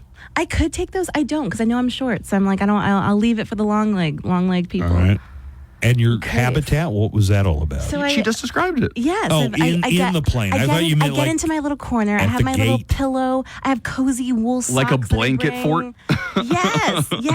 I'm that weirdo. I don't care. I'm comfy and cozy. Well, what do you think? Southwest just said they're going to get rid of no seats or whatever. The no assigned They're seats. going to have assigned seats? They're going to have assigned seats. Don't love it. Don't love it. My flying couch fantasies are going to go away. Hey, we have a 3-day weekend coming up. We does. Now, here's a question somebody asked online, and we have the results. They did a survey and asked people, if your company were to go to a 4-day work week, which day of the week would you want to be off? Wait, we're not a 4-day work week? No. We get about, considering that you're 15 minutes late, it might be more like a 4-day work week for you. Joanna. Yeah. Which day would you want off? And I'll see if you pick the most popular one. Friday. Really? But Yep. Yeah. TGIF. And Yeah. but Mondays, everybody complains about Mondays. Why wouldn't you take that day either off? way, if you choose Monday, Tuesday's going to Yeah, feel like you're a going Monday. to start complaining about So, Tuesdays. yeah. Keep the complaining day the same. Yeah. Garfield would be like, I hate Tuesdays. It's great when Thursday feels like a Friday, and then Friday is your day off. You agree, that's Nico? great. Yes. So I agree. Why? I'm fortunate You enough. don't have a 9-to-5 job. I don't have a right? 9 to 5, so I kind of pick and choose the days I want to work, and so I There must be typically a will certain take. freedom to that. It brings me great joy. I've had other jobs and stuff in my life, and She gets to go to mansion parties. I get to go to MGK mansion parties. I intentionally keep Mondays off. Get things done. I run all my errands on Mondays, and I agree with you. I would take Monday because that's the day that sucks the most. yeah, and I just kind of I'll sleep in, run my errands, get And then caught Buzz up for will the week. complain about Tuesdays. We got to be back on Tuesday. Well, do you want to hear what the survey says? Sure. Friday was the most popular option. course. 47% said they'd like to have Friday off. Survey says. And Monday is in second place, but way behind. 27% say they want Monday off. But almost as many, 21%, picked Wednesdays. Okay, And so I you're was just right in talking the to middle. right. You would never have to work more than 2 days in a row if Mm-hmm. you worked it that way. Yeah. That You would only throw be- me off so much. Would it? Yes, like just in the middle of the week, no day to work. Ugh, I don't like it. 21%. What are you talking about? It's awesome. No, yeah, I'm sure. I like it. They have awesome. a little nappy day, one day to kind of It would sleep in, throw me reset. off. I'm a creature of habit. The least popular option was Tuesdays. Only 1% of people in this survey said they would take Tuesdays off. And Thursdays only got 2%. So All the days. Yeah, can we go to the 1 day work week? Well, if you get replaced by AI, you're going to go to the 0 day work week. So be careful what you ask for. We got a big sports weekend, college football fully underway at this point. The Miners tomorrow on KLAQ. And when we come back, we'll talk to Steve Kaplowitz all about it. Labor Day weekend. Enjoy your Labor Day, everyone. Did you have a nice summer? My summer was great, actually. I want a party that makes me feel like I'm flying through the air. Barbecue, music. Party. But we just want to party. Gonna sit down in the kitchen and fix me something good to eat and make my head a little high, make the whole day complete. 'Cause we're gonna lay around the shanty, mama, and put a good buzz on. Labor Day weekend. Yeah! Well, pass it to me, baby. Well, pass it to me slow. We'll take time out to smile a little before you let it go. 'Cause we're gonna lay around the shanty, mama, and put a good buzz on. This is going to be a relaxing weekend. Most of my weekends could be a Twilight Zone episode. It's a party, come on. You're right. We do have to have a party. Yay! Holiday weekend. It's the weekend. Booyah! Whoa! Friday, heading into the weekend. Labor Day weekend. Oh, I could use a beer. Me love beer. We're gonna sit around the kitchen and fix us something good to eat and make ourselves a little high, make the whole day complete. 'Cause we're gonna lay around the shanty, mama, and put a good buzz on. Well, every night and day, if I can help it, we're gonna lay around the shanty, mama, and put a good buzz on. Party on, dudes! There's always more. Headland Park Racetrack and Casino. Keep it fun. Play responsibly. Need help? Call 1-800-572-1142. We're in position. Come on, let's go. And now, this is going to be good. Buzz. The Buzz Adams Morning Show is back. From our partner station, 600 ESPN El Paso, it is Steve Kaplowitz, El Paso Sports Hall of Famer.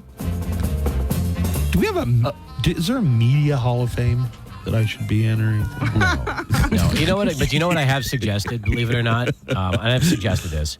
There should be an El Paso broadcast Hall of Fame for radio, TV. I just saw a note. Like so our Make one. Our boss, Kevin Vargas, was just inducted into the San Antonio Radio Hall did you of see Fame. that? Yes. Did you even send congratulations to him at all? I don't respond to that kind of stuff. In person, you could have said it. Do you know that I sent him a text and I told him how proud I was? I sent him a text. Anytime they put out an email congratulating somebody for something, come on, man, you're just clogging up everybody's email. You're such a douche. You know, Buzz was once a finalist for the Marconi. The Marconi is like the That's the big Oscars. one. That's of the big radio. one. Yeah. What happened? How come you were never a finalist again? Did nobody ever nominate you a second time? Maybe they just quit nominating me. I don't know. I mean, I'm just saying. And you could probably eventually get a Lifetime Achievement Award as a Marconi, I would think. You've been doing this now 30 plus. I'd rather have a day off. To be honest. That 4-day work week. Speaking of which. And we got a lot of people calling about the 4-day work week. Also, a lot of opinions. That caller that you were trying to tell me about, that douchebag is the same guy who called when we talked about farts last week, and he called up saying, you guys need to talk about the important stuff. Or when I said, we need to talk about politics less, and he was the one that... Did you see the call that came in from him? What a douche. Do you want me to play it? Yes. Oh. I was trying to save you the... I don't care. The anguish. It's not Buzz, my brother, you may think that I'm against you or that I'm trying to tell you how to do your job. That is, in fact, not the case. I'm telling you from a listener perspective. Come in hot. Listen to me. Your show has been so productive and so positive for so many years. It just lately, with your Lago sitting next to you, he's My what? I don't know what a lago is, but I know he means me. A lake? Isn't a Right. lago a lake? in a Iago? direction that your show doesn't need to go in. You're naturally funny. Everything out of his voice has to be funny. He tries so hard to be funny about everything. With you, it comes naturally. You just got to talk about the important things. Bring up the things that are important to you and the things that matter to you. And if you do that, your show will continue going the road. It has been for the last 30 years. But my point is this. If you keep listening to you keep listening to him, you're going to end up on the sideline. And I don't want to see that, my brother. I really don't. Wow, you're going to ruin my career. Yeah, who knew? What a douchebag. Do you know, sir, how many people have messaged us saying that the fart and the wiener conversation was the funniest discussions they've heard? This guy sounds like he's holding in a fart. Most of the complaints that I get are that we talk politics too much. Right. That's what I thought this call was about. That we talk too many. Yeah. He's the guy that said, no, This is you the guy need to who- talk he about didn't politics. like the comics this morning. The comics I thought were great. Hilarious. And people were saying that they were just nonstop laughing at those people. We had a lot of calls of people saying the comics were great. He didn't like the comics. Sir, I think you are probably on the wrong path of things. And if Buzz listened to you, he would be sidelined. I don't know what sideline means, but When he says you're on the sidelines, meaning he'll be off the air. Off the air, right. Yeah, he'll be canceled. Do you want to hear some people talking about 4-day work week? Sure. I believe this is Tracy.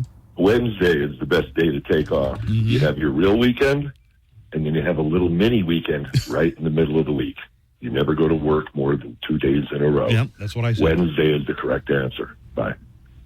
Tracy's the greatest. Wednesday might be, that might be a really good day. If you had one, if we went to a 4-day work week, which day would you select? If they let you select, I'm with Tracy. I like taking a day off right in the middle of the week. Yeah, But- Wednesday? It's hump day. But if you put it on reset. Friday or Monday, you could actually go out of town.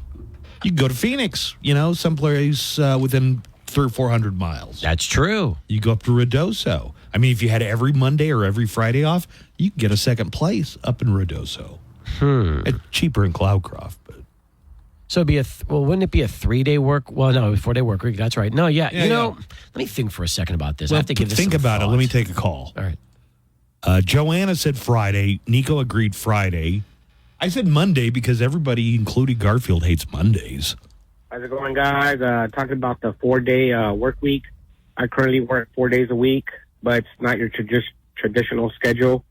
I work from Wednesday to Wednesday, so whenever I come back to work on Wednesday, I work to Saturday. That's 4 days in 1 week, and then Sunday to Wednesday on the next week. That's 4 days too, and 10-hour days. And I think it's the best schedule in the world. I would be so confused by that. Wait a minute. Is this the week I go in Monday or is this the week I go in Wednesday? Yeah, it'd be hard to make plans. You get a whole 6 days off after your 8 days working for 1 week for the next week. Best schedule in the world. Thanks. When I worked at the hospital, I think this is pretty normal for most healthcare workers. It's usually a 4-day on and 3-day off. So you would work 4 days and then you'd get like a 3-day weekend, pretty much.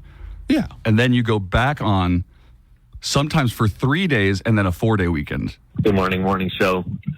I was just hearing about you guys talk about the days off and stuff like that. So I just wanted to let you guys know about my schedule, see what you guys think.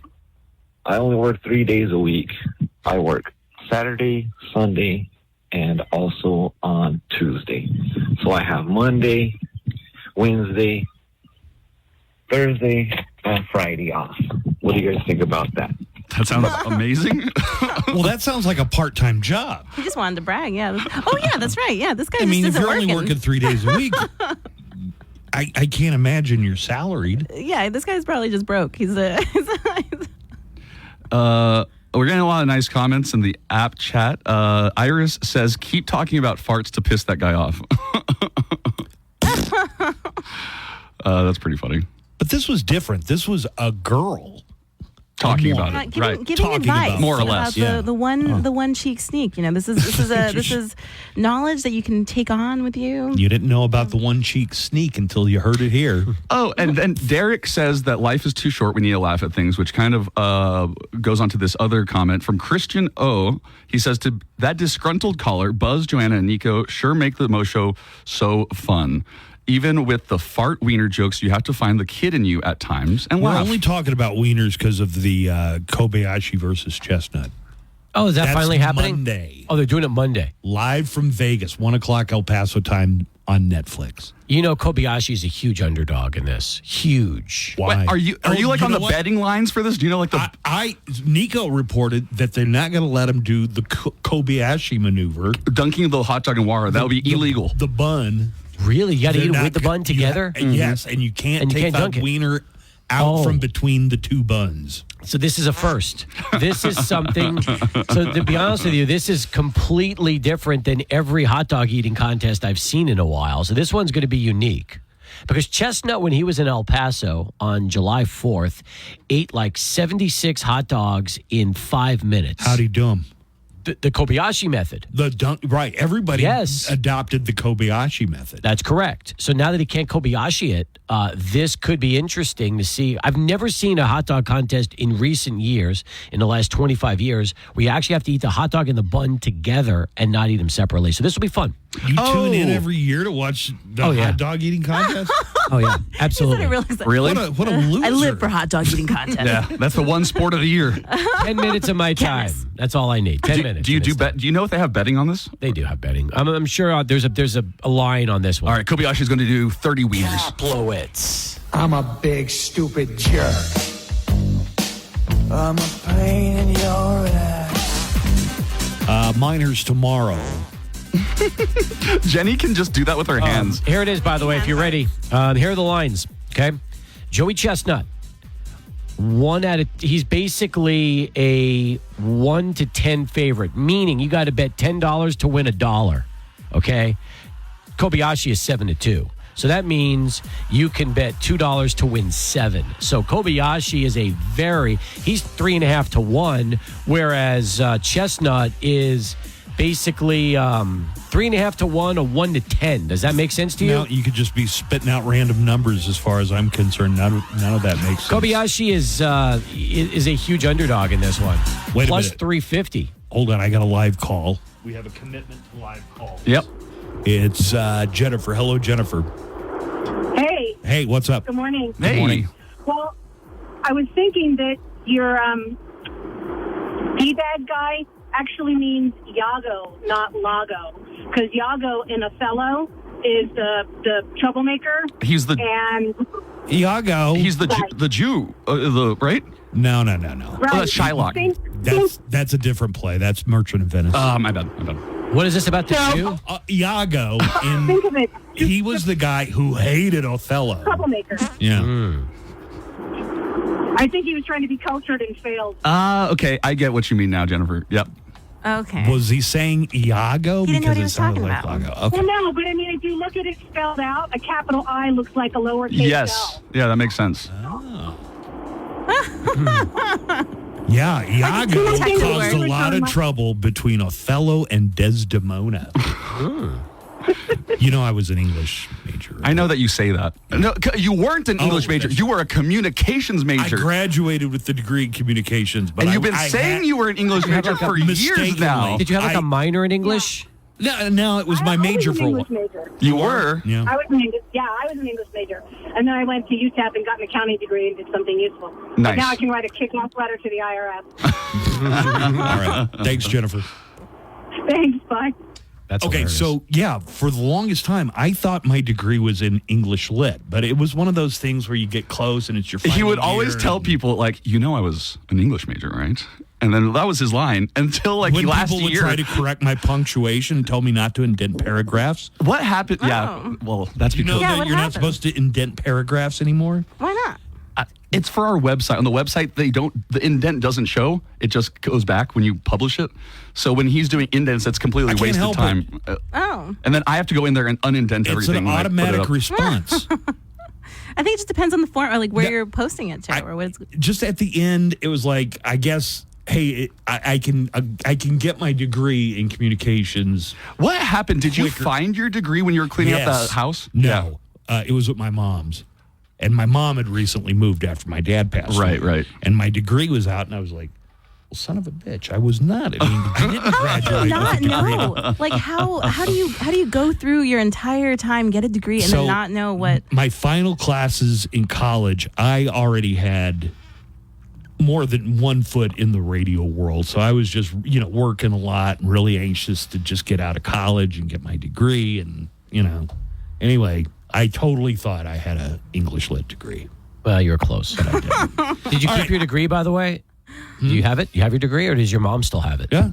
Got it, like in the little leather booklet that it comes in or whatever. Good for you. Hey, dining deals goes up on sale in less than 20 minutes. Yeah, let's talk about that. People are asking, can you buy 2 of these? Yes, you can. Okay. Yes, you can. All right, this is Oasis Lanes, which has 40 bowling lanes, and for the 50, you can get 2 of them, so you can get $100. That's right. For only 50, or you can get 50 for 25, and that's good for food, non-alcoholic beverages, or gameplay. Yeah, let me say at this. Oasis Lanes. I know it. Now, it doesn't include bowling, and some people are going to say, "Well, how does it not include bowling?" Bowling is it's $40 an hour to bowl at Oasis.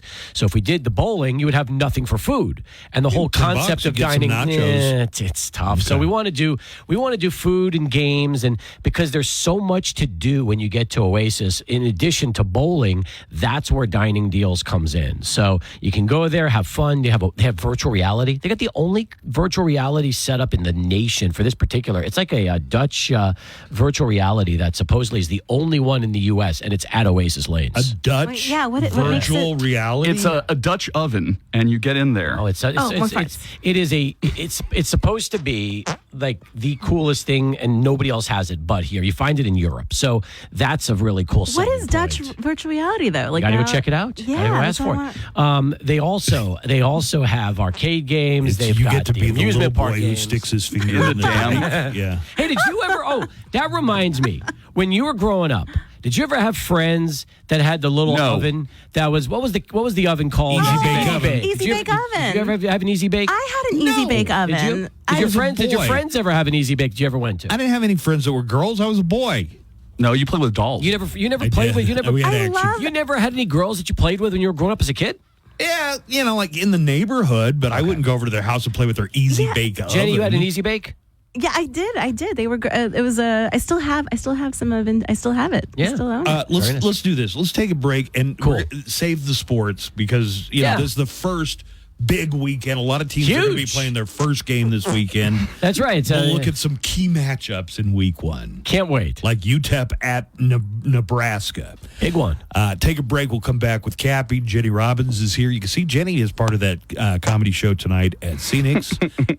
Those are the hand farts. Jenny can do. That's not a one cheek sneak. It's just that's those are my hands. Like no, cool. I think she's done a talent show. I asked her to do a talent show once, and that's her talent. Like, no, I one time I got paid $350 for hand farts. For a hand what? For hand farts. Oh, for a hand what? Why does everyone keep listening to that show? They're juvenile and gross. That's why I'm saying this show should not be on the air. This station, its management, and sponsors would like to apologize for the Buzz Adams Morning Show. How doers get limit 1 per transaction, exclusions apply, full eligible tool list in store and online. Hey, what are your plans for Labor Day weekend? I'm going to sell adult lemonade. It's just normal lemonade, but I'm going to have a boob out. Boob. Staycation. I'm inventing barbecued ice cream. Oh, never mind. I'm going to do a DIY massage, but just the happy ending. Don't look at me. It's Labor Day. I'm going into labor. Have a happy Labor Day. Be safe out there. The Buzz Adams Morning Show is back.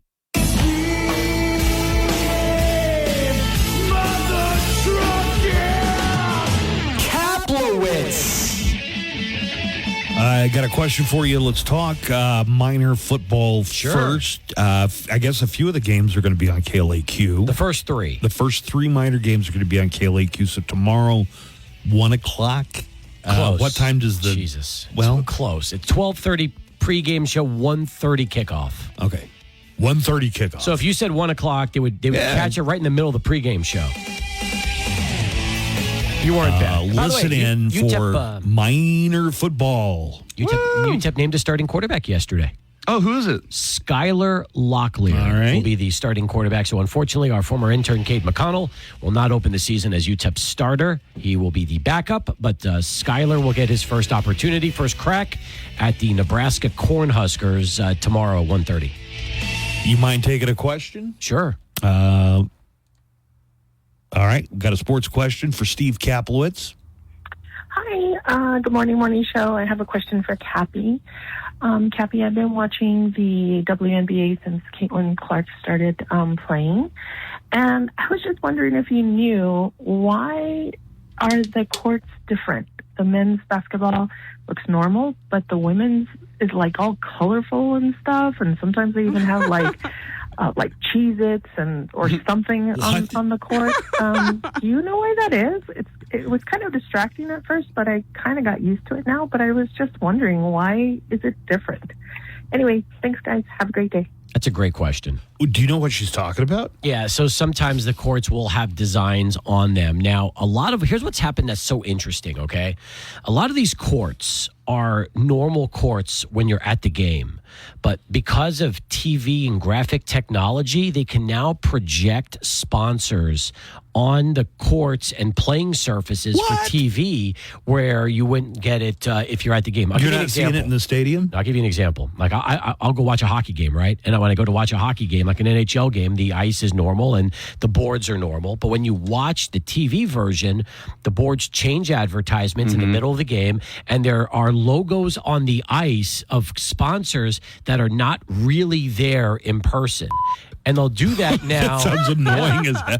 That sounds super annoying. They'll do that with baseball. Like, they'll do that with they'll put a logo on the grass or the dirt. All digitally. Exactly. All digitally.